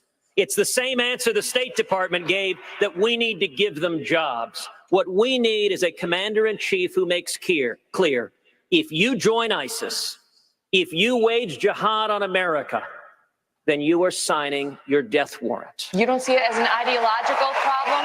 An ideological problem in addition to a military one. Megan, of course it's an ideological problem. That's one of the reasons why I introduced the Expatriate Terrorist Act in the Senate that said if any American travels to... Well, this is actually, I want to just reflect on Liquid Marble's point. Back in 2015, we were worried about Muslim terrorists. In 2024, we're worried about socialist indoctrination of the kids. I don't actually think the right is worried about indoctrination of the kids. And the reason I say that is there was nothing about it at the RNC at all. There was literally zero at the Republican National Convention about indoctrination in schools. The only thing that came close to it was the black lady who was like, I used to work in prisons and now I work in schools, and schools are a lot like prisons, and that's bad. But that didn't have anything to do with ideological indoctrination. That had to do with saying the schools are like prisons, which is not incorrect, but it had nothing to do with indoctrination. And so but I do think it is telling, though, like, will we even hear anything about education in this debate? I don't remember. And this back then, by the way, 2015 is when we started seeing a lot of stuff pop off on college campuses. I remember I was working in consulting for colleges at the time. I was working at like a consulting company who served pretty much every major college in the country. And so what started happening was that we started seeing like these social justice uprisings, like on Yale's campus. Do you guys remember when a professor at Yale like wore an Indian costume for Halloween or something, and the students then, had this big struggle session in like the main quad at Yale where they called that person a racist and accused them of cultural appropriation, all that stuff? Like, this was all starting to happen at this exact same time. And so will there even be any reference to it at all? And it honestly even makes Trump, to me, it makes it even seem more incredible how ahead of his time Trump was in terms of like, maybe not ahead of his time, maybe that's the wrong way to say it, but like in terms of pinpointing political correctness is the thing that's going to F us over. And no one else really, like on the Republican side, understood that yet, but Trump understood it. And I think that that was a reference to what Trump was saying. Was like, all these crazy people are like, you know, forcing us to say these things and trying to control speech and all that. F that. To the Middle East and joins ISIS, that he or she forfeits their citizenship so they don't use a passport to come back and wage jihad on Americans. Yes, it is ideological. And let me contrast President Obama, who at the prayer breakfast essentially acted as an apologist. He said, yeah, this is not going to make any difference at all because the problem is not that. The problem is the teacher pipeline. So you can eliminate the Department of Education today. It will not fix the problem. It will not even put a dent in the problem. School choice will not fix the problem. School choice will not put a dent in the problem. The problem is the teacher pipeline, and that has been the problem for at least 2 generations of teachers now, probably 3. And so if you're not tackling the teachers currently teaching in public schools, you are not going to fix the problem. And guess what? You don't have the people to replace them because 90% of teachers currently teaching in public schools are indoctrinated into this ideology. So we can talk and dream about Trump saying he's going to defund the Department of Education all we want, which, by the way, Trump is lying. I hope everyone realizes that. There is no way in this lifetime that Trump is going to defund the Department of Education. Listen, I hope I'm wrong. I hope that if Trump gets elected on day 1, he defunds the Department of Education. I just think Trump is lying when he's making that promise. Why do I think Trump's lying? Because he could have damn well done it the fucking last time. And the other reason I think Trump is lying is because he cannot articulate what the problem is. The RNC doesn't articulate what the problem is. The Republican Party has no fucking idea what the problem is. How do we fix that? We don't. We don't. Because the people controlling the Republican Party are lobbyists. The people controlling the Republican Party are influencers that are paid to shill a very specific narrative out to the public. We don't fix this. There is no way. I'm sorry. I wish I was wrong, but I don't think I am. The way you fix it is you take your kids out of public school and you homeschool them and you stop worrying about what that's going to mean and you stop like psyching yourself out of it. The way you fix it is by homeschooling your children and then you leave the rest to everyone else. Worry about your children. Stop worrying about everything else. All you can do is save your kids. The problem's just going to get worse in the schools.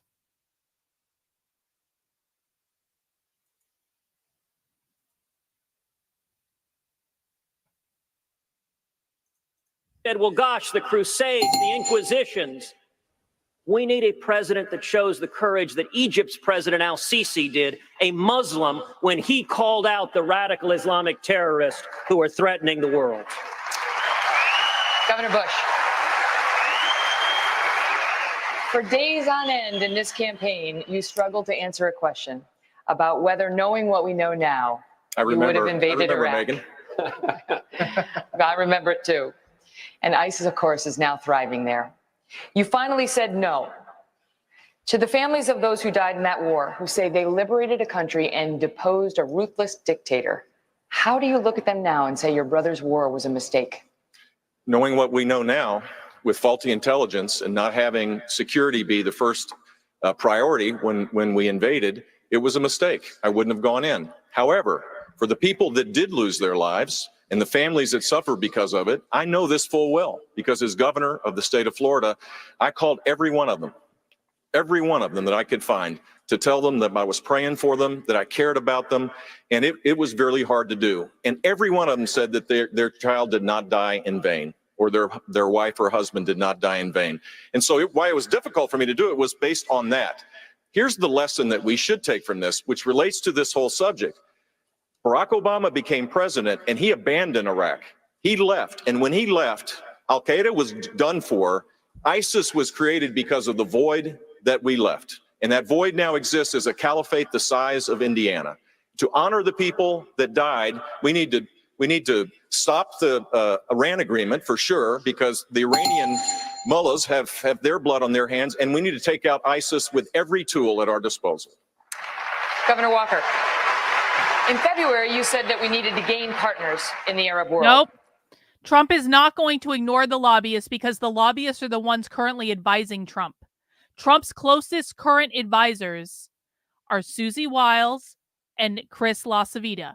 They're both lobbyists. Those are the people that Trump is listening to. Those are people are the reason Trump is denouncing Project 2025, which is just a hiring database of America First loyalists. Trump is literally throwing America First people under the bus right now, every single time he denounces Project 2025 in favor of the lobbyists. So to say Trump can ignore the lobbyists when he gets back in the White House, that's not going to happen, because Trump is the one that has selected the lobbyists to be his closest advisors. Which Arab country not already in the U.S.-led coalition has the potential to be our greatest partner? What about additional ones? We need to focus on the ones we have. You look at Egypt, probably the best relationship we've had in Israel, at least in my lifetime, incredibly important. You look at the Saudis. In fact, earlier this year, I met with And by the way, guys, that's part of the reason we're doing this exercise of watching old Trump videos, because I think the reason that Trump sucks now is because he is listening to horrible advisors. Because Trump sucks at picking out people. He is the worst hiring manager in the history of hiring managers. Saudi leaders and leaders from the United Arab Emirates, and I asked them, what's the greatest challenge in the world today? Set aside the Iran deal. They said it's the disengagement of America. We are leading from behind under the Obama-Clinton doctrine. America's a great country. We need to stand up and start leading again. And we'd have allies not just in Israel, but throughout the Persian Gulf. Dr. Carson, in one of his first acts as commander-in-chief, President Obama signed an executive order banning enhanced interrogation techniques in fighting terror. As president, would you bring back waterboarding? Yes. Well, thank you, Megan. I Bring wasn't back sure I was going to get to waterboarding. talk again. We have a lot for you. Don't worry. Fear not. You may rue that request. All right. You know, what we do in order to get the information that we need is our business. And I wouldn't necessarily be broadcasting to everybody what we're going to do. You know, we've gotten into this mindset of fighting politically correct wars. There is no such thing as a politically correct war. And the left, of course, will say Carson doesn't believe in the Geneva Convention. Carson doesn't believe in fighting stupid wars. And what we have to remember is we want to utilize the tremendous intellect that we have in the military to win wars. And I've talked to a lot of the generals, a lot of our advanced people, and believe me, if we gave them the mission, which is what the commander-in-chief does, they would be able to carry it out. And if we don't tie their hands behind their back, they will do it extremely effectively. Gentlemen, the next series of questions deals with Obamacare and the role of the federal government. Mr. Trump, Obamacare is one of the things you call a disaster. Complete disaster, yes. Saying it needs to be repealed and replaced. Correct. Now, 15 years ago, you called yourself a liberal on health care. You were for a single-payer system, a Canadian-style system. Why were you for that then, and why aren't you for it now? First of all, I'd like to just go back to in July of 2004, I came out strongly against the war with Iraq because it was going to destabilize the Middle East. And I'm the only one on the stage that knew that and had the vision to say it. And that's exactly what happened. The Middle East became totally destabilized. So I just want to say, as far as single payer, it works in Canada. It works incredibly well in Scotland. It could have worked in a different age, which is the age you're talking about here. What I'd like to see is a private system without the artificial lines around every state. I have a big company with thousands and thousands of employees, and if I'm negotiating in New York or in New Jersey or in California, I have like one bidder. Nobody can bid. You know why? Because the insurance companies are making a fortune because they have control of the politicians, of course, with the exception of the politicians on the stage. But they have total control of the politicians. They're making a fortune. Get rid of the artificial lines, and you will have yourself great plans. And then we have to take care of the people that can't take care of themselves, and I will do that through a different system. Hey, Mr. Trump, hold on one second. I got a news flash. I know. Hold on, Senator Paul. News flash. The Republican Party's been fighting against a single-payer system for a decade. So I think you're on the wrong side of this if you're still arguing for a single-payer system. I don't think you heard me. You're having a hard time tonight. All right, Mr. Trump, it's not just your past support for single-payer health care. You've also supported a host of other liberal policies. You've also donated to several Democratic candidates, Hillary Clinton included, Nancy Pelosi. You explained away those donations, saying you did that to get business-related favors. And you said recently, quote, when you give, they do whatever the hell you want them to do. You better believe it. So what specifically did they do? If I ask them, if I need them, most of the people on this stage I've given to, just so you understand, a lot of money. Not me. Not me. But you're welcome to give me a check, Donald, if you like. Many of them. Actually, to be clear, That's he right. supported Charlie Crist. Not Mike. Hey, Charlie, But I have. Donald, if you end I your have campaign, I hope you will give to me. Good. Sounds Okay. good. Sounds good to me, Governor. I will tell you that our system is broken. I give to many people. Before 2 months ago, I was a businessman. I give to everybody. When they call, I give. And you know what? When I need something from them 2 years later, 3 years later, I call them. They are there for me. And that's a broken system. So what'd you get from Hillary Clinton and Nancy Pelosi? Well, I'll tell you what. With Hillary Clinton, I said, be at my wedding, and she came to my wedding. You know why? She had no choice because I gave. I gave to a foundation that, frankly, that foundation is supposed to do good. I didn't know her money would be used on private jets going all over the world. It was. But Mr. Trump, thank you. Hold on. We're gonna move on. We'll come back to you, Governor Walker. Just 1 second on this, though. We spend a lot of time talking about Hillary Clinton and pitting us back and forth. Let's be clear. We should be talking about Hillary Clinton on that last subject, because everywhere in the world that Hillary Clinton touched is more messed up today than before she and the We have president many were. questions to come. Oh. Many questions to come. Governor. Here's the thing. Because one of the reasons I wanted to do this is that I posted on Twitter that I didn't want to vote for Trump because I didn't want to vote for a moderate fucking Democrat. And the response that I got from conservatives who have been screaming about the left for years and years and years and years and years was, he's always been a moderate Democrat.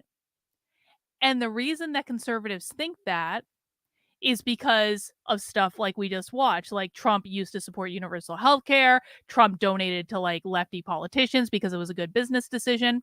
However, the problem that I have is that today conservatives and Trump want to appeal to the left, want to compromise with the left, want to win votes from the left over supporting values and supporting ideas that will crush leftist ideology. So when I say that I don't want to vote for a moderate Democrat, I don't mean that I don't want to vote for someone who once donated to Hillary Clinton. I don't care about that.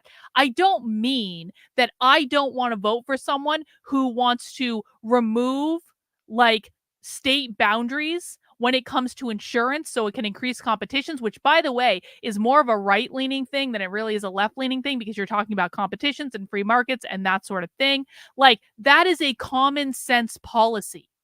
What I am talking about when I say that I am not excited about voting for Donald Trump is that he wants to compromise with the left. He wants to capitulate to the left.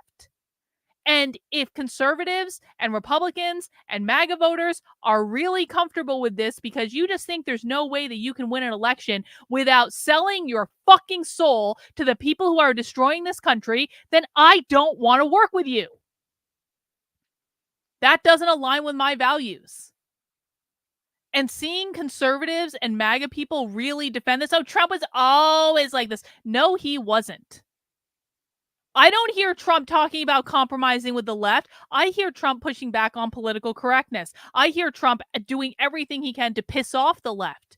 In this one, in the one we watched yesterday, it's not the same thing. And if people really can't understand this, then I have to ask, like, why, like, if you can't understand the difference between implementing like common sense policies that might actually work if they were done correctly, and compromising and capitulating with every single thing that is destroying our country, I just don't know what to say to you, man. That's retarded. Huckabee on Facebook, John Pritzrioni asks this: will you abolish or take away the powers and cut the size of the EPA, the IRS, the Department of Education? Now, broadly, the size of government is a big concern for Facebook users, Facebook persons, as well as obviously conservatives. But year after year, decade after decade, there are promises from Republicans to shrink government. I want to hear but what year Trump after has to year, say about decade this. after decade, it doesn't happen. In fact, it gets bigger even under Republican politicians. So the question is, at this point, is the government simply too big for any one person, even a Republican, to shrink? It's not too big to shrink.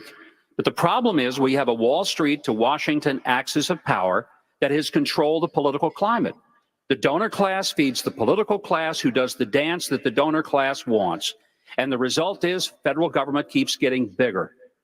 Every person on this stage who has been a governor will tell you that the biggest fight they had was not the other party, wasn't even the legislature. It was the federal government, who continually put mandates on the states that we had to suck up and pay for.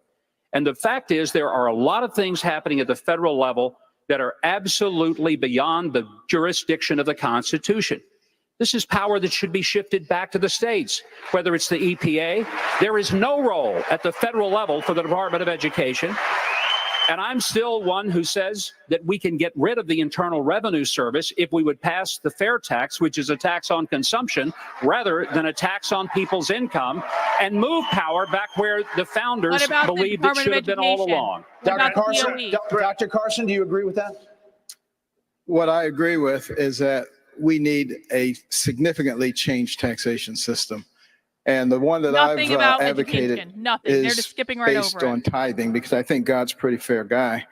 And he said, you know, if you give me a tithe, it doesn't matter how much you made. If you had a bumper crop, you don't owe me triple tithes, and you had no crops at all, you don't owe me no tithes. So there must be something inherently fair about that. And that's why I've advocated a proportional tax system. You make $10 billion, you pay $1 billion. You make $10, you pay $1. And everybody gets treated the same way. And you get rid of the deductions, you get rid of all the loopholes. And right. Governor Bush. And I have a lot more to say about it. We're going to come back to you, Dr. Carson. Governor Bush, you are one of the few people on this stage who advocates for Common Core education standards, reading and math. Wow. A lot of people on this stage vigorously oppose federal involvement in education. They say it should all be handled locally. President Obama's Secretary of Education, Arne Duncan, has said that most of the criticism of Common Core is due to a, quote, fringe group of critics. Do you think that's accurate? No, I don't. And I don't believe the federal government should be involved in the creation of standards directly or indirectly, the creation of curriculum or content. That is clearly a state responsibility. I'm for higher standards, measured in an intellectually honest way, with abundant school choice, ending social promotion. And I know how to do this because as governor of the state of Florida, I created the first statewide voucher program in the country, the second statewide voucher program in the country, and the third statewide voucher program in the country. And we had rising student achievement across the board because high standards, robust accountability, ending social promotion in third grade, real school choice across the board, challenging the teachers union and beating them is the way to go. And Florida's low-income kids had the greatest gains inside the country. Our graduation rate improved by 50%. That's what I'm for. Senator Rubio, why is Governor Bush wrong on Common Core? Well, first of all, I too believe in curriculum reform. It's critically important in the 21st century. We do need curriculum reform, and it should happen at the state and local level. That is where educational policy belongs, because if a parent is unhappy with what their child is being taught in school, they can go to that local school board or their state legislature or their governor and get it changed. Here's the problem with Common Core. The Department of Education, like every federal agency, will never be satisfied. They will not stop with it being a suggestion. They will turn it into a mandate. In fact, what they will begin to say to local communities is, you will not get federal money unless you do things the way we want you to do it. And they will use Common Core or any other requirements that exist nationally to force it down the throats of our people in our states. And you agree with your old friend? He's definitely my friend, and I think the states ought to create these standards. And if states want to opt out of Common Core, fine. Just make sure your standards are high. Because today in America, a third of our kids, after we spend more per student than any country in the world other than a couple of rounding errors, to be honest with you, 30% are college and or career ready. If we are going to compete in this world we're in today, there's no possible way we can do it with lowering expectations and dumbing down everything. Children are going to suffer and families' hearts are going to be broken that their kids won't be able to get a job in the 21st century. We have many more questions coming on a host of topics here from Quicken Loans Arena in Cleveland. Stay with us. What would make you stand out as the best choice for the Republican nomination? How do you intend to go? Guys, just as a reminder, we're about halfway through this debate. I think we might get through the whole thing tonight, but just as a reminder, if you just joined us, please make sure to mount the like button. We're going to a blast from the past today. We are watching the 2015 first GOP primary debate with the giant clown car to see how much things have changed, how much Trump has changed, stuff like that. Kind of just like a little relaxed day. We will be going back to leftist content tomorrow. I think we might listen to James Lindsay's podcast where James Lindsay has magically discovered parental rights to see how that goes. I've got a couple other ideas as well, but we will be returning to our regularly scheduled programming tomorrow, and I appreciate you letting me take this interlude because I wanted to go back and watch this stuff, and if I have to suffer, so do you. But please mount the like button for me, and let's continue.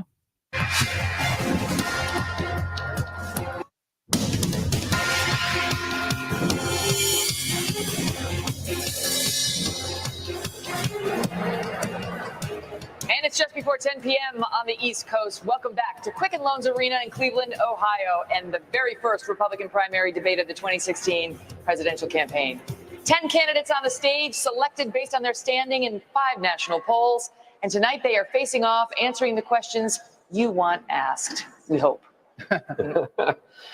Gentlemen, we're obviously digging into some subjects in depth, but we're also going to change it up every once in a while throughout the next hour and have mini rounds where we ask, you're not going to like it, only a couple of candidates' questions on those subjects.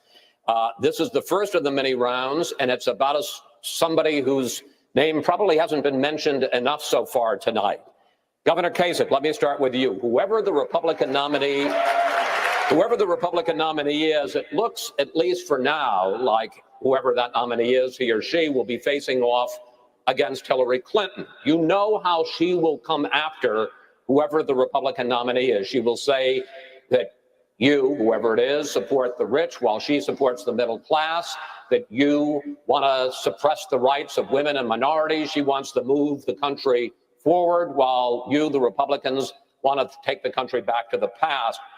How will you, if you're the nominee, how will you answer that and take Hillary Clinton on? Well, let's start off with my father being a mailman, so I understand the concerns of all the folks across this country, some of whom have trouble, making ends meet. My father I was think a she will come in a narrow way. The nominee of this party, if they're going to win, has got to come at it in a big way, which is pro-growth, which is balancing budgets. You know, we were talking about it. People were saying, could we do it? I was the chairman of the budget committee and the lead architect the last time it happened in Washington. And when we did it, we had great economic growth. We cut taxes and we had a big surplus. Economic growth is the key. Economic growth is the key to everything. But once you have economic growth, it is important that we reach out to people who live in the shadows, the people who don't seem to ever think they get a fair deal. And that includes people in our minority community. That includes people who feel as though they don't have a chance to move up. You know, America is a miracle country.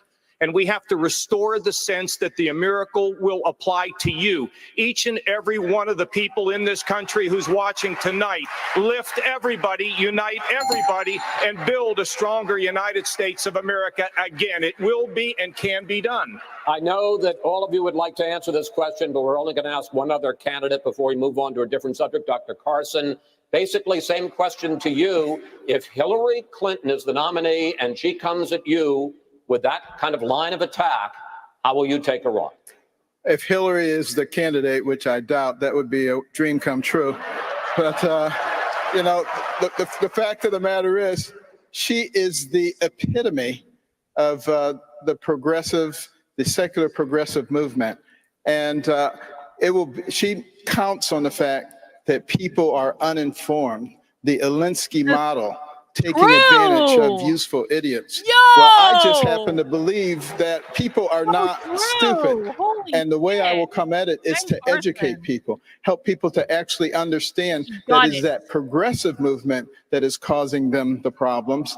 You know, you look at the national debt and how it's being driven up. If I was trying to destroy this country, what I would do is find a way to drive wedges between all the people, drive the debt to an unsustainable level, and then step off the stage as a world leader and let Why didn't Trump pick Ben Carson as his VP?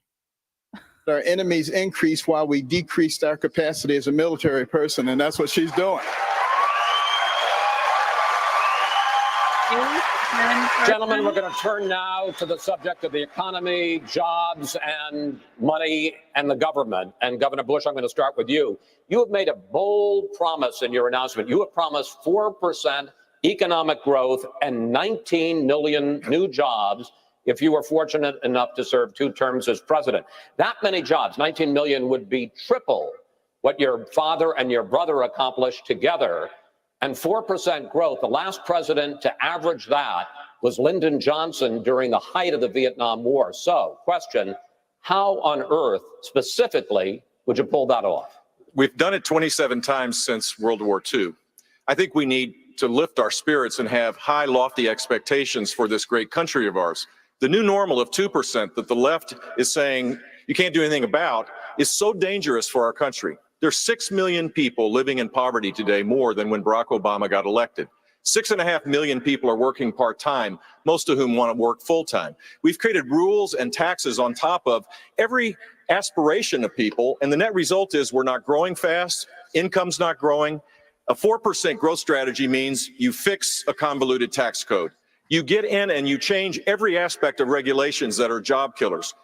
You get rid of Obamacare and replace it with something that doesn't suppress wages and kill jobs. You embrace the energy revolution in our country. This president and Hillary Clinton, who can't even say she's for the XL pipeline even after she's left, give me a break.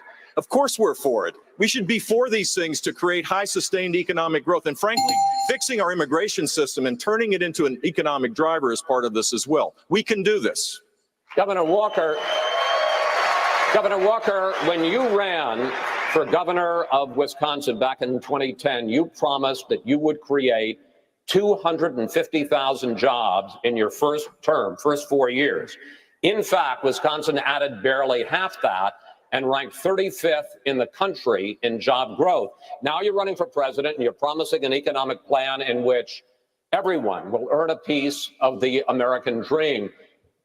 Given your record in Wisconsin, why should voters believe you? Well, the voters in Wisconsin elected me last year for the 3rd time because they wanted someone who aimed high, not aimed low. Before I came in, the unemployment rate was over 8%. It's now down to 4.6%. We've more than made up for the jobs that were lost during the recession. And the rate in which people are working is almost 5 points higher than it is nationally. You know, people like Hillary Clinton think you grow the economy by growing Washington. One report last year showed that 6 of the top 10 wealthiest counties in America were in or around Washington, D.C.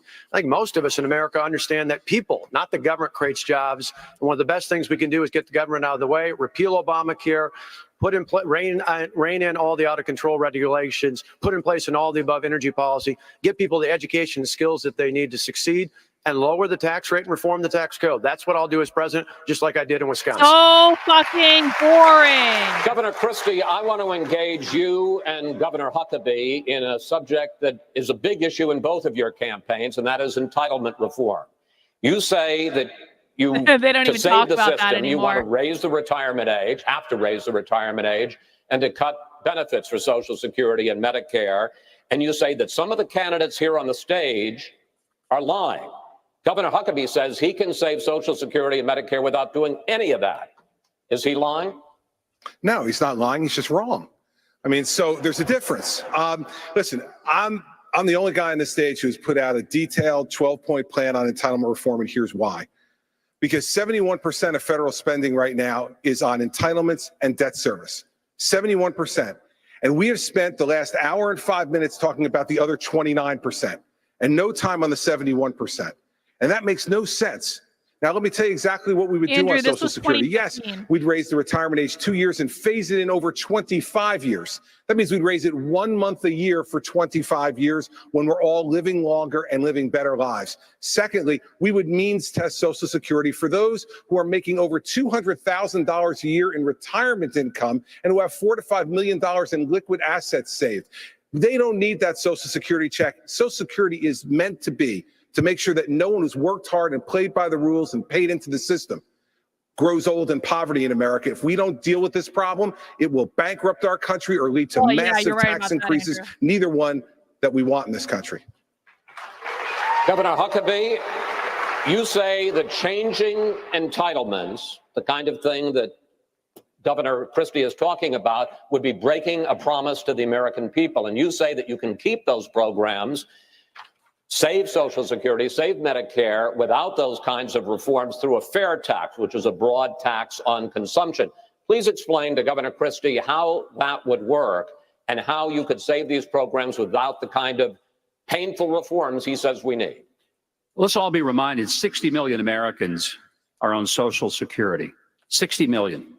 A third of those people depend on 90% of their income from Social Security.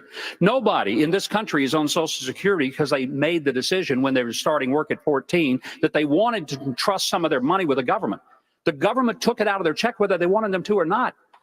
And if a person goes to 65, they're going to spend 51 years with the government reaching into their pocket at every paycheck. Now, here's the point. Whose fault is it that the system is screwed up? Is it the recipients or is it the government? And if Congress wants to mess with the retirement program, why don't we let them start by changing their retirement program and not have one, instead of talking about getting rid of Social Security and Medicare that was robbed $700 billion to pay for Obamacare? It's always that the government figures that they can do this off the backs of people, many of whom are poor and depend on that money. And I just think it's fundamentally lying to the people and stealing from them, and we shouldn't be doing it. Chris. 30 seconds. Yeah, sure. I don't disagree with ending Congress's retirement program. I'm a governor. I don't have a retirement program in my state, and I don't disagree with that. But here's the news for the American people. He's complaining about the lying and stealing. The lying and stealing has already occurred. The trust fund is filled with IOUs. We can't fix the problem just by entering Congress's retirement. That's worth about this much.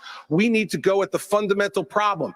And the fundamental problem is that this system is broken. It has been stolen from. We have been lied to. We need a strong leader to tell the truth and fix it. All right, this is it. 30 seconds finally. Well, you ask about how we fund it. One of the reasons that Social Security is in so much trouble is the only funding stream comes from people who get a wage.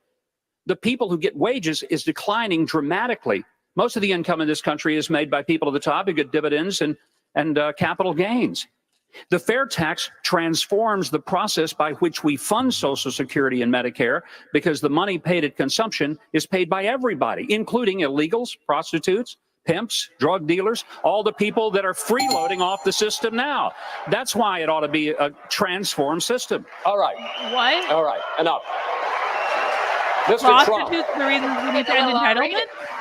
I'm so confused right now. Whatever. Mr. Trump, you talked a lot about how you are the person on this stage to grow the economy. I want to ask you about your business record. Trump corporations, casinos and hotels have declared bankruptcy 4 times over the last quarter century.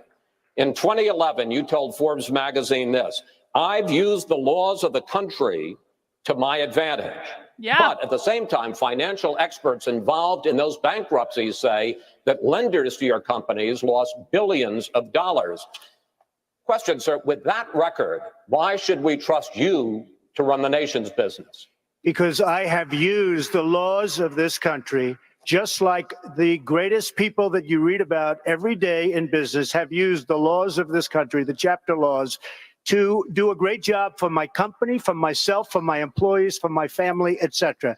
I have never gone bankrupt, by the way. I have never. But out of hundreds of deals, but sir, excuse me, that's your line, but your companies have gone bankrupt. What am I saying? Out of hundreds of deals that I've done, hundreds, On 4 occasions, I've taken advantage of the laws of this country, like other people. I'm not going to name their names because I'm not going to embarrass, but virtually every person that you read about on the front page of the business sections, they've used the law. The difference is when somebody else uses those laws, nobody writes about it. When I use it, they say, oh, Trump, Trump, Trump. The fact is, I built a net worth of more than $10 billion. I have a great, great company. I employ thousands of people, and I'm very proud of the job I did. Again, Chris, hundreds and hundreds of deals. 4 times I've taken advantage of the laws, and frankly, so has everybody else in my position. Well, sir, let's just talk about the latest example, which is Trump Entertainment Resorts, which went bankrupt in 2009. In that case alone, lenders to your company lost over $1 billion and more than 1,100 people were laid off. Well, is that the way that you run the country? Let me tell you about the lenders. First of all, these lenders aren't babies. These are total killers. These are not the nice, sweet little people that you think, okay? You know, I mean, you're living in a world of the make-believe, Chris. You want to know the truth. And I had the good sense to leave Atlantic City, which, by the way, Caesars just went bankrupt. Every company, Chris can tell you, every company virtually in Atlantic City went bankrupt. Every company. And let me just tell you, I had the good sense, and I've gotten a lot of credit in the financial pages. 7 years ago, I left Atlantic City before it totally cratered, and I made a lot of money in Atlantic City, and I'm very proud of it. I want to tell you that. Very, very proud of it. And by the way, this country right now owes $19 trillion, and they need somebody like me to straighten out that mess.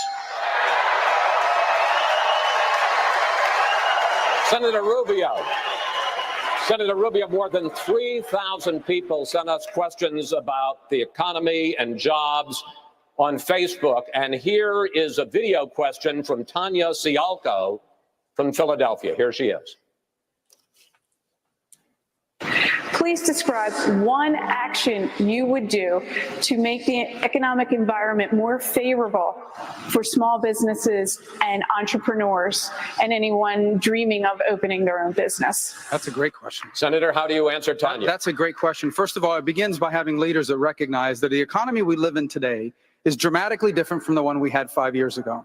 It's an economy that now has placed us in global competition with dozens of other countries around the world.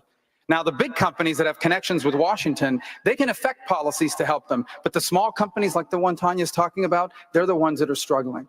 The first thing we need to do is we need to even out the tax code for small businesses so that we lower their tax rate to 25%, just as we need to lower it for all businesses. We need to have a regulatory budget in America that limits the amount of regulations on our economy. We need to repeal and replace Obamacare, and we need to improve higher education so that people can have access to the skills they need for 21st century jobs. And last but not least, we need to repeal Dodd-Frank. It is eviscerating small businesses and small banks. Over 40% of small and mid-sized banks that loan money to small businesses have been wiped out since Dodd-Frank has passed. We need to repeal and replace Dodd-Frank. We need to make America fair again for all businesses, but especially those being run by small business owners. Senator Rubio, thank you. Gentlemen, another question for a few of you. Just yesterday, President Obama criticized Republican lawmakers trying to block the Iran deal, calling them knee-jerk partisans, adding that hardliners in Iran who chant death to America were, quote, making common cause with the Republican caucus. Here's what 2 of your opponents on the 5 p.m. debate stage said about Iran. I will tell you one thing. I would a whole lot rather had Carly Fiorina over there doing our negotiation than John Kerry. Maybe we would have gotten a deal where we didn't give everything away. But the issue for us is to have a Congress that stands up and says not only no, but hell no to this money going to a regime that is going to use it for terror. When America does not lead, the world is a dangerous and a tragic place. This is a bad deal. Obama broke every rule of negotiation. Yes, our allies are not perfect, but Iran is at the heart of most of the evil that is going on in the Middle East through their proxy. Now, I want to ask a few of you this. First, Governor Walker, you've said that you would tear up the Iran deal on day one. If this deal is undone, what then? Well, first off, let's remember, I still remember as a kid tying a yellow ribbon around the tree in front of my house during the 444 days that Iran held 52 Americans hostage. Iran is not a place we should be doing business with. To me, you terminate the deal on day one. You reinstate the sanctions authorized by Congress. You go to Congress and put in place even more crippling sanctions in place, and then you convince our allies to do the same. This is not just bad with Iran. This is bad with ISIS. It is tied together, and once and for all, we need a leader who's going to stand up and do something about it. It's yet another example of the failed foreign policy of the Obama-Clinton doctrine. Senator Paul, would you tear up the deal on day one? I oppose the Iranian deal and will vote against it. I don't think that the president negotiated from a position of strength, but I don't immediately discount negotiations. I'm a Reagan conservative. Reagan did negotiate with the Soviets, but you have to negotiate from a position of strength. And I think President Obama gave away too much too early. If there's going to be a negotiation, you're going to have to believe somehow that the Iranians are going to comply. And I asked this question to John Kerry. I said, do you believe they're trustworthy? And he said, no. And I said, well, how are we going to get them to comply? I would have never released the sanctions before there was consistent evidence of compliance. Governor Huckabee, what do you think about what Senator Paul just said? Ronald Reagan said trust but verify. President Obama is trust but vilify. He trusts our enemies and vilifies everyone who disagrees with him. And the reason we disagree with him has nothing to do with party. It has to do with the incredibly dangerous place that this world is going to be as a result of a deal in which we got nothing. We didn't even get 4 hostages out. We got nothing. And Iran gets everything they want. We said we would have anywhere, anytime negotiations and inspections. We gave that up. We said that we would make sure that they didn't have any nuclear capacity. We gave that up. The president can't tell us what we got. I'll tell you what the world got. The world has a burgeoning nuclear power that didn't, as the Soviets, say we might defend ourselves in a war. What the Iranians have said is, we will wipe Israel off the face of the map, and we will bring death to America. When someone points a gun at your head and loads it, by God, you ought to take them seriously, and we need to take that seriously. Thank you, gentlemen. Well, the first debate night of the 2016 presidential campaign continues from Cleveland after a short timeout. Stick around. Back, gentlemen, we're going to move on now to discuss some social issues across the board. Governor Bush, let's start with you. Many Republicans have been outraged recently by a series of videos on Planned Parenthood. You now say that you support ending federal funding for this organization. However, until late 2014, right before you started your campaign, you sat on the board of a Bloomberg charity that quite publicly gave tens of millions of dollars to Planned Parenthood while you were a director. How could you not know about these well-publicized donations? And if you did know, how could you help a charity so openly committed to abortion rights? I joined the Bloomberg Foundation because of Mike Bloomberg's shared commitment for meaningful education reform. That's why I was on it. We never had a debate about the budget. It was presented and we approved it, not item by item. Here's my record. As governor of the state of Florida, I defunded Planned Parenthood. I created a culture of life in our state. We were the only state to appropriate money for crisis pregnancy centers. We expanded dramatically the number of adoptions out of our foster care system. We did parental notification laws. We ended partial birth abortion. We did all of this, and we were the first state to do a Choose Life license plate. Now 29 states have done it, and tens of millions of dollars have gone to create a culture where more babies are adopted. But did you know? No, I didn't know, but it doesn't matter. I was working on this board because of the education. My record is clear. My record as a pro-life governor is not in dispute. I am completely pro-life, and I believe that we should have a culture of life. It's informed by my faith from beginning to end. And I did this not just as it related to unborn babies. I did it at the end-of-life issues as well. This is something that goes way beyond politics. And I hope one day that we get to the point where we respect life in its fullest form across the board. Senator Rubio, you favor a rape and incest exception to abortion bans. Cardinal Timothy Dolan of New York just said yesterday those exceptions are preposterous. He said they discriminate against an entire class of human beings. If you believe that life begins at conception, as you say you do, how do you justify ending a life just because it begins violently through no fault of the baby? Well, Megan, first of all, I'm not sure that that's a correct assessment of my record. I would go on to add that I believe all You human don't life- favor a rape and an incest I exception. have never said that, and I have never advocated that. What I have advocated is that we pass law in this country that says all human life at every stage of its development is worthy of protection. In fact, I think that law already exists. It's called the Constitution of the United States. Oh my God. And let me go Oh further. my God. I believe that Thank every single God human Marco being is Rubio never went anywhere. entitled to the protection of our laws, whether they can vote or not, whether they can speak or not, whether they can hire a lawyer or not, whether they have a birth certificate or not. And I really hope I never have to hear one of these abortion speeches again. Like I would sooner like beat my head against the wall than continue to listen to Republicans rant about abortion. I think future generations will look back at this history of our country and call us barbarians for murdering millions of babies who we never gave them a chance to live. Mr. Trump, in 1999, you said you were, quote, very pro-choice, even supporting partial birth abortion. You favored an assault weapons ban as well. In 2004, you said in most cases you identified as a Democrat. Even in this campaign, your critics say you often sound more like a Democrat than a Republican, calling several of your opponents on this stage things like clowns and puppets. When did you actually become a Republican? See, this is what Megyn Kelly just said. This is the definition that Republicans have for people that sound like Democrats. And I know this because they've said the same thing to me. If you call someone a name, you are a Democrat. If you don't agree with someone when they're just like not making sense or being insane, you are a Democrat. If you make a passive aggressive response, you are a Democrat. This is why they believe that Trump was a moderate Democrat back then, because he was insulting people and calling people names, and only Democrats do that. Republicans never do that, when in fact Republicans do that. I've been called way more names by Republicans and conservatives and MAGA people than I ever have been called by the left, and it's not even close. Yeah, Republicans are allowed to call people names all the time, but if anyone else does it, if you call them a name, then you are a Democrat. This is why they thought Trump was a Democrat. Not because he was appealing to the left like he is now, not because he was capitulating and looking for compromise with the left like he is now. They thought he was a Democrat because he called people names. Now we're getting to the bottom of the problem.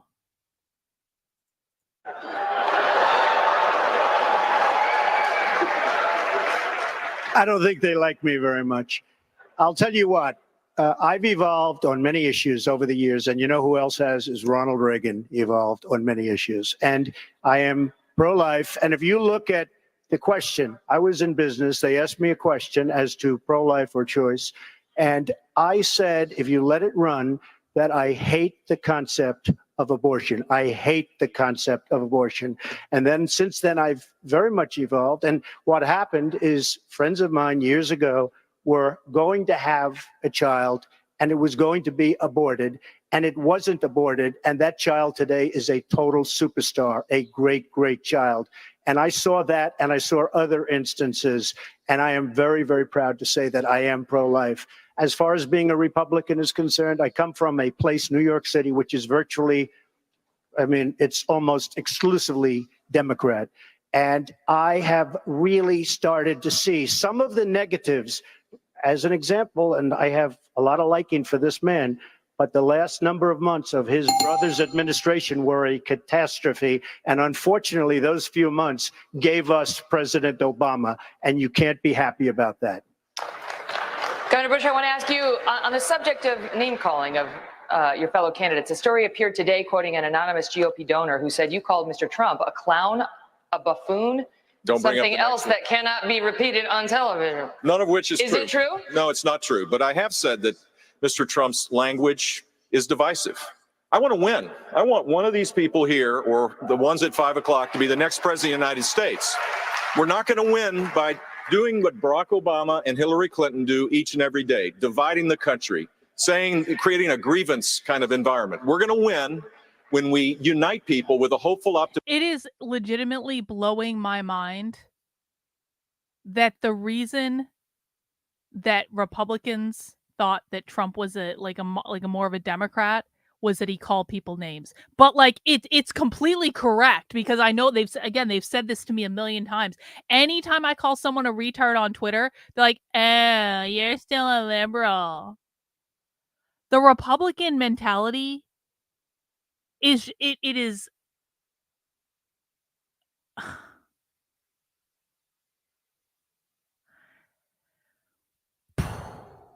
it is mind-blowing. I don't understand it. I'm sorry if any Republicans are listening right now and feeling offended. I really am, but like I do not understand it at all. Optimistic message. I have that message because I was a governor of a state that saw people lifted up because we had high sustained economic growth. Our economy grew at double the rate of the nation. We created 1.3 million jobs. We led the nation 7 out of those 8 years. We were only one of 2 states that went to AAA bond rating. I cut taxes $19 billion. If you do that and apply conservative principles the right way, you create an environment where everybody rises up. That's how we're going to win. Campaigning in places to give people hope that their life is better because too many people are suffering today in America. Mr. Trump, 30 seconds. Well, first of all, Jeb, I am very happy that you denied that, and I appreciate that very much. I mean, he's a true gentleman. He really is. The one thing he did say about, and I mean that, the one thing he did say about me, however, was my tone, and I also understand that. But when you have people that are cutting Christians' heads off, when you have a world at the border and at so many places that it's medieval times, it's almost got to be as bad as it ever was in terms of the violence and the horror. We don't have time for tone. We have to go out and get the job done. Subject of gay marriage and religious liberty. Governor Kasich, if you had a son or daughter who was gay or lesbian, how would you explain to them your opposition to same-sex marriage? Well, look, I'm an old-fashioned person here, and I happen to believe in traditional marriage. But I've also said the court has ruled. But how would you explain to your child? Megan, the court has ruled, and I said we'll accept it. And guess what? I just went to a wedding of a friend of mine who happens to be gay. Because somebody doesn't think the way I do, doesn't mean that I can't care about them or I can't love them. So if one of my daughters happened to be that, of course I would love them and I would accept them, because you know what? That's what we're taught when we have strong faith. So issues like that are planted to divide us. I think the simple fact of the matter is, and this is where I would agree with Jeb, and I've been saying it all along, we need to give everybody a chance, treat everybody with respect, and let them share in this great American dream that we have, Megan. So, look, I'm going to love my daughters. I'm going to love them no matter what they do, because you know what? God gives me unconditional love. I'm going to give it to my family and my friends and the people around me. Senator Paul,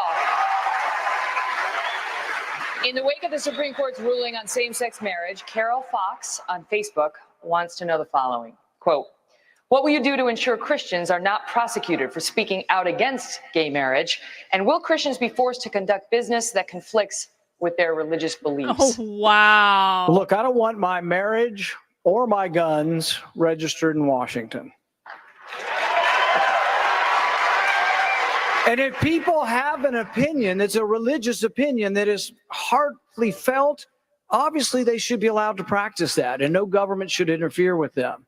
One of the things that really got to me was the thing in Houston where you had the government, the mayor, actually trying to get the sermons of ministers. When the government tries to invade the church to enforce its own opinion on marriage, that's when it's time to resist. Governor Walker, many in the Black Lives Matter movement and beyond believe that overly aggressive police officers targeting young African Americans is the civil rights issue of our time. Do you agree? And if so, how do you plan to address it? If not,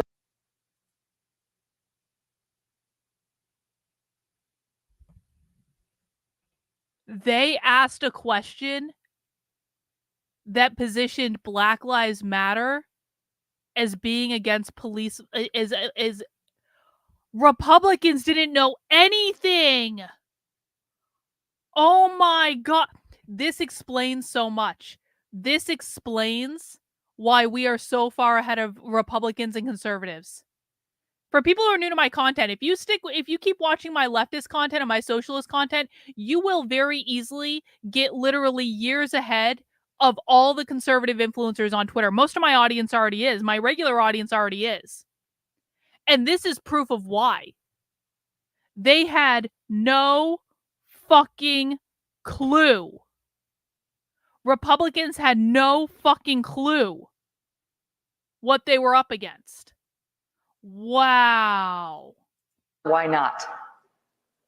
Well, I think the most important thing we can do when it comes to policing is something you've had a guest on who's a friend of mine, Milwaukee County Sheriff David Clark, who's talked to me many times about this in the past. It's about training.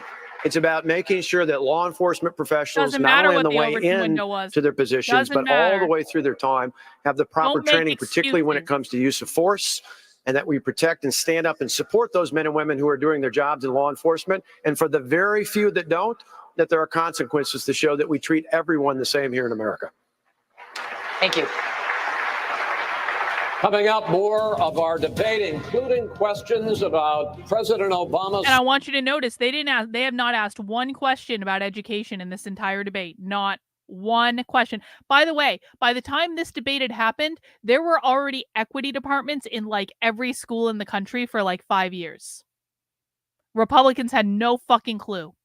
They had no clue what was going on. This is so informative. It's informative in different ways than I thought it was going to be informative, but like going back and watching this is so informative as to like how clueless the political right is about anything that is happening around them at any given point. Foreign policy and these guys and their better ideas. Coming up.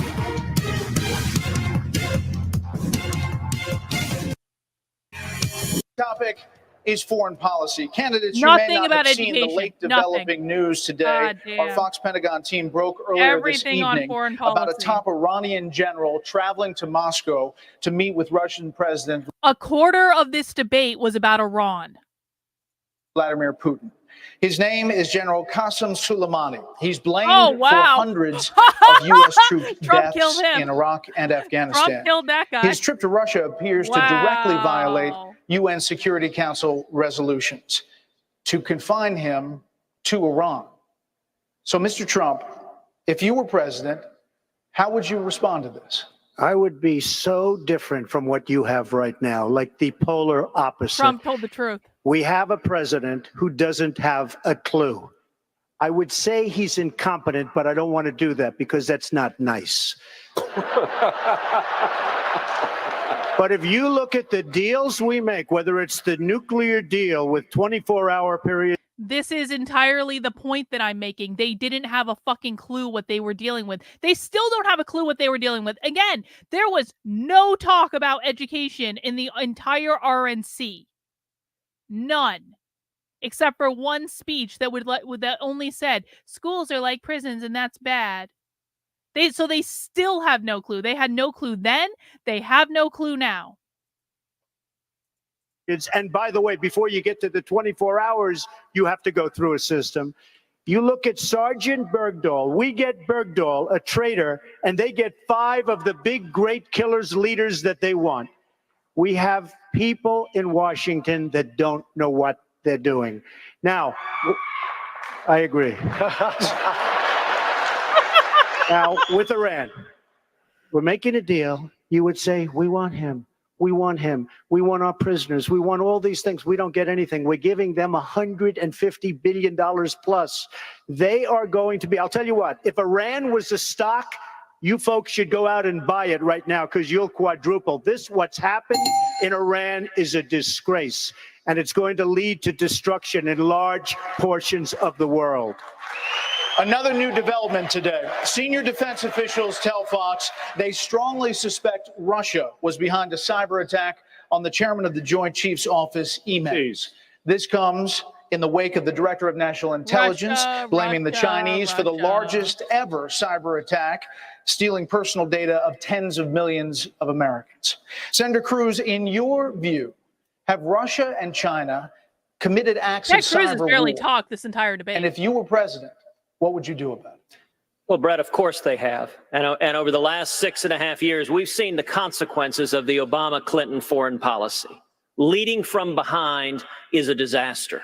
We have abandoned and alienated our friends and allies, and our enemies are stronger. Radical Islam is on the rise. Iran's on the verge of acquiring a nuclear weapon. China is waging cyber warfare against America. Russia, General Soleimani, you just mentioned, the Iranian general, is the head of the Al-Quds forces. He's directly responsible for the murder of over 500 American servicemen in Iraq. And part of this Iranian deal was lifting the international sanctions on General Soleimani. The day General Soleimani flew back from Moscow to Iran was the day we believe that Russia used cyber warfare against the Joint Chiefs. We need a new commander-in-chief that will stand up to our enemies and that will have credibility. There was no discussion that mattered. Emphasizing that Iran released our hostages in 1981, the day Ronald Reagan was sworn. Listen, I'm sorry. I don't recognize you. I don't know that you come to my streams all that often, but if you think if you think that is Common Core good or bad, if that matters about education, you got to come back to my other streams. Honestly, it's just like that doesn't matter. Born into office. Dr. Carson, in August of 2012, President Obama famously declared that if Syrian President Bashar al-Assad used chemical weapons, quote, that's a red line for us, and that there would be enormous consequences.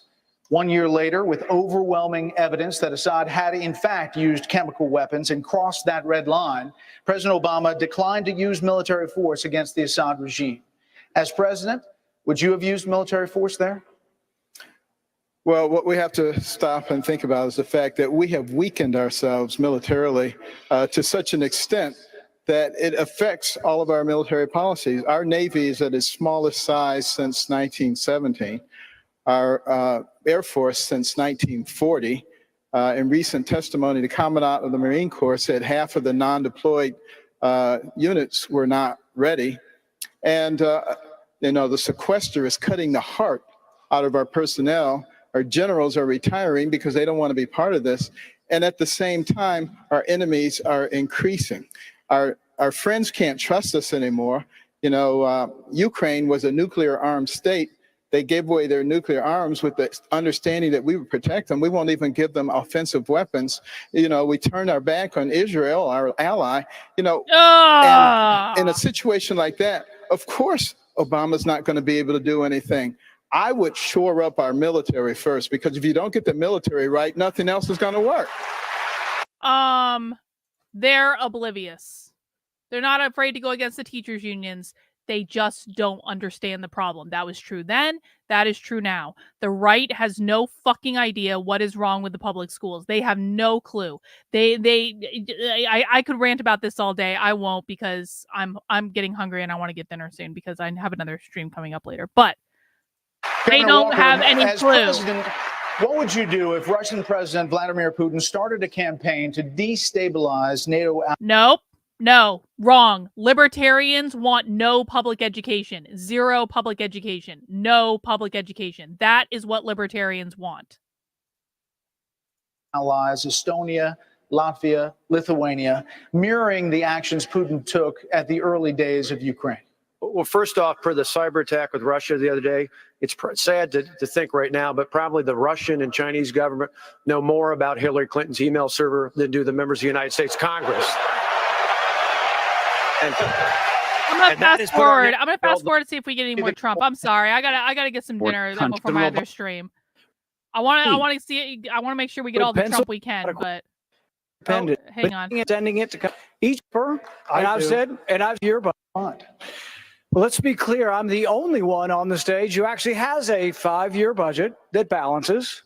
I've put pencil to paper, and I've said I would cut spending, and I've said exactly where.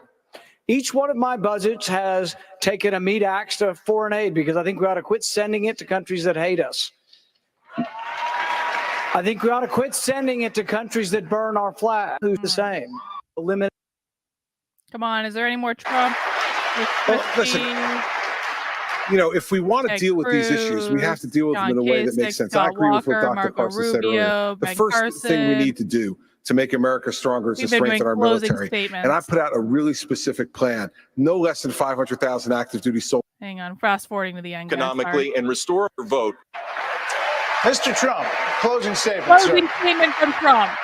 Our country is in serious trouble. We don't win anymore. We don't beat China in trade. We don't beat Japan with their millions and millions of cars coming into this country in trade. We can't beat Mexico at the border or in trade. we can't do anything right. Our military has to be strengthened. Our vets have to be taken care of. We have to end Obamacare, and we have to make our country great again, and I will do that. Thank you. Very well said, Trump. All right. Well, we've done 2 days of watching old Trump debates, and I've seen enough. What I think is that Trump is not the same person who ran in 2016. That makes me really sad. What I think is that Republicans and conservatives are completely fucking unhinged from reality. They were unhinged back then. They're even more unhinged now, because now is actually even worse. Now it's actually even worse than it was in 2015. Because at least when conservatives nominated Trump in 2016, at least Trump was going against the establishment and saying, drain the swamp. When was the last time anyone heard Trump say, drain the swamp? Has he said it any time recently? I don't think he has. So back then, they said Trump, like conservatives, like he's a moderate Democrat because he was insulting people.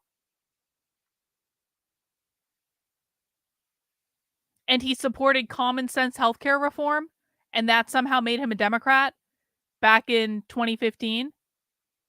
But today what's happening is that Trump wants to compromise and appeal to and capitulate to the left. They literally had a goddamn socialist keynoting night one of the Republican National Convention, and no one noticed. They had that Jewish student they had speaking in their half-hour segment on Israel was a registered Democrat, and no one cared. They had at least 2 leftists in prime time speaking slots at the Republican convention, and Trump is denouncing Project 2025, which Project 2025 is a hiring database of good people, America First people that were like put together to work in the Trump administration to fill the 5,000 jobs he has to fill when he gets elected. And he's denouncing that. And instead of like taking care of his base and like supporting policies that the base wants, Trump is instead moderating his message to appeal to more fucking liberals and leftists. And when I say I don't want to vote for a moderate Democrat, I hear from the right, he was always a moderate Democrat. Well, no, not in the way that I care about. Because back then, it seems as though they thought that Trump was a moderate Democrat because Trump wanted healthcare reform and that Trump was insulting people. And Trump insulting people was proof that he was a Democrat. Now Trump is a Democrat because he is capitulating and compromising with the left. And conservatives seem to be completely okay with this. They just want to be accepted by the left. They want to be loved by the left. Conservatives want nothing more than for the media and leftists to say, you guys really aren't that bad. You guys really aren't racist. You had a whole DEI night at your convention. You're really not racist. We were wrong about you. That's what the right wants. They do not want to beat the left. They don't even understand the left. They don't even understand the problems. So, as of right now, I'm sorry, man. I know I said I was voting for Trump because I'm a woman. My emotional heartstrings were pulled during the convention speech when Trump was talking about almost getting assassinated. And I do have great sympathy for the fact that Trump got shot in the face. However, I will never, ever, ever, ever, ever, ever, ever support anyone who wants to compromise and capitulate to the left. That is my fucking hard limit. And if that is something that conservatives want, then they get what they fucking get, man, because they are going to lose to the left. They are handing it doesn't matter if Trump gets elected. They are handing the left a fucking victory. The left is never going to accept you. The left is never going to love you. I don't even know why we have to explain this. So even if Trump wins, he still fucking loses. And not only does he lose, we all lose. And conservatives are so fucking stupid that they will actually believe that compromising with the left leads to some sort of victory for them when they just signed their children's fate away on a fucking voting card because they wanted to be loved by the fucking media.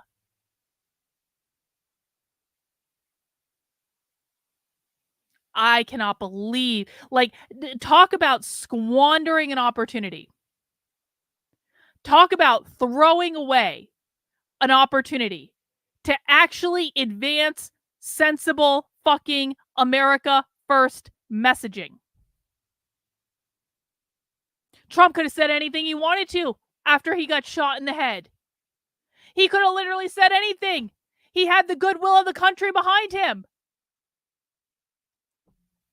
And what he chooses to do is denounce America First loyalists that are actually going to put policies in place that would have fought back against the leftist cultural revolution. He denounces that. I have nothing to do with it. I don't know anything about it. I don't want anything to do with it. Denounces that in favor of lobbyists and in favor of bending the knee and capitulating to the left to get more votes, to be loved, to have the media love me. Because that's the most important thing, that the media loves him.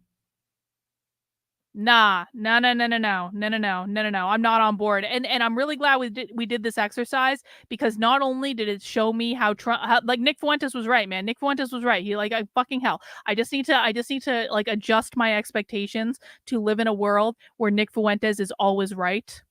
Even though he's 25 and he shouldn't be always right. He really shouldn't be. He does not have the life experience to always be right. But for some reason, that kid is like a prodigy. I'm just going to have to...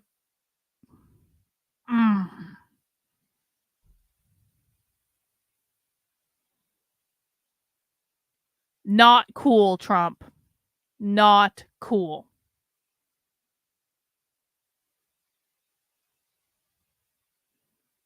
All right. That's all I have. But don't worry, guys. I will be back in a couple hours, an hour and a half, in fact, because tonight we are bringing back Disenrage. And this is a show that is not about politics. It's not about the culture war. It's about spirituality. It's about woo. It's about crystals and tarot cards and angels and witchcraft and whatever we want to talk about. Aliens, Anunnaki. This is a complete, this show is a break. It is a break from the insanity. I have explained this 19 ways from Sunday. I know people who were involved in the planning of the RNC. Trump was involved. Stop making excuses for Trump. I'm so sick of people coming into my chat and making this excuse. I have seen this over and over and over and over and over again. I know someone who was intimately involved with the planning of the RNC. That's why I almost went to the RNC. I was an invited fucking guest from one of the delegations because one of the people in that delegation was intimately involved with the planning. I know how much he was on the phone with Trump. Stop making excuses. Anyway, listen, man, you guys can go to Joshua's YouTube channel and tell him. I didn't make this decision. Joshua made it. And it wasn't made in the way that I wanted it made. And I didn't have any input on it because that's the way it goes sometimes. However, we will be doing Disenrage at 9 p.m. I'm going to go get some dinner beforehand. We'll be back in an hour and a half. Come and join us, and we'll talk about that time when Jennifer excised me when I was possessed by a demon. And we'll be doing that at 9 p.m. And that's all I have for right now, guys. Take care. We'll see you soon.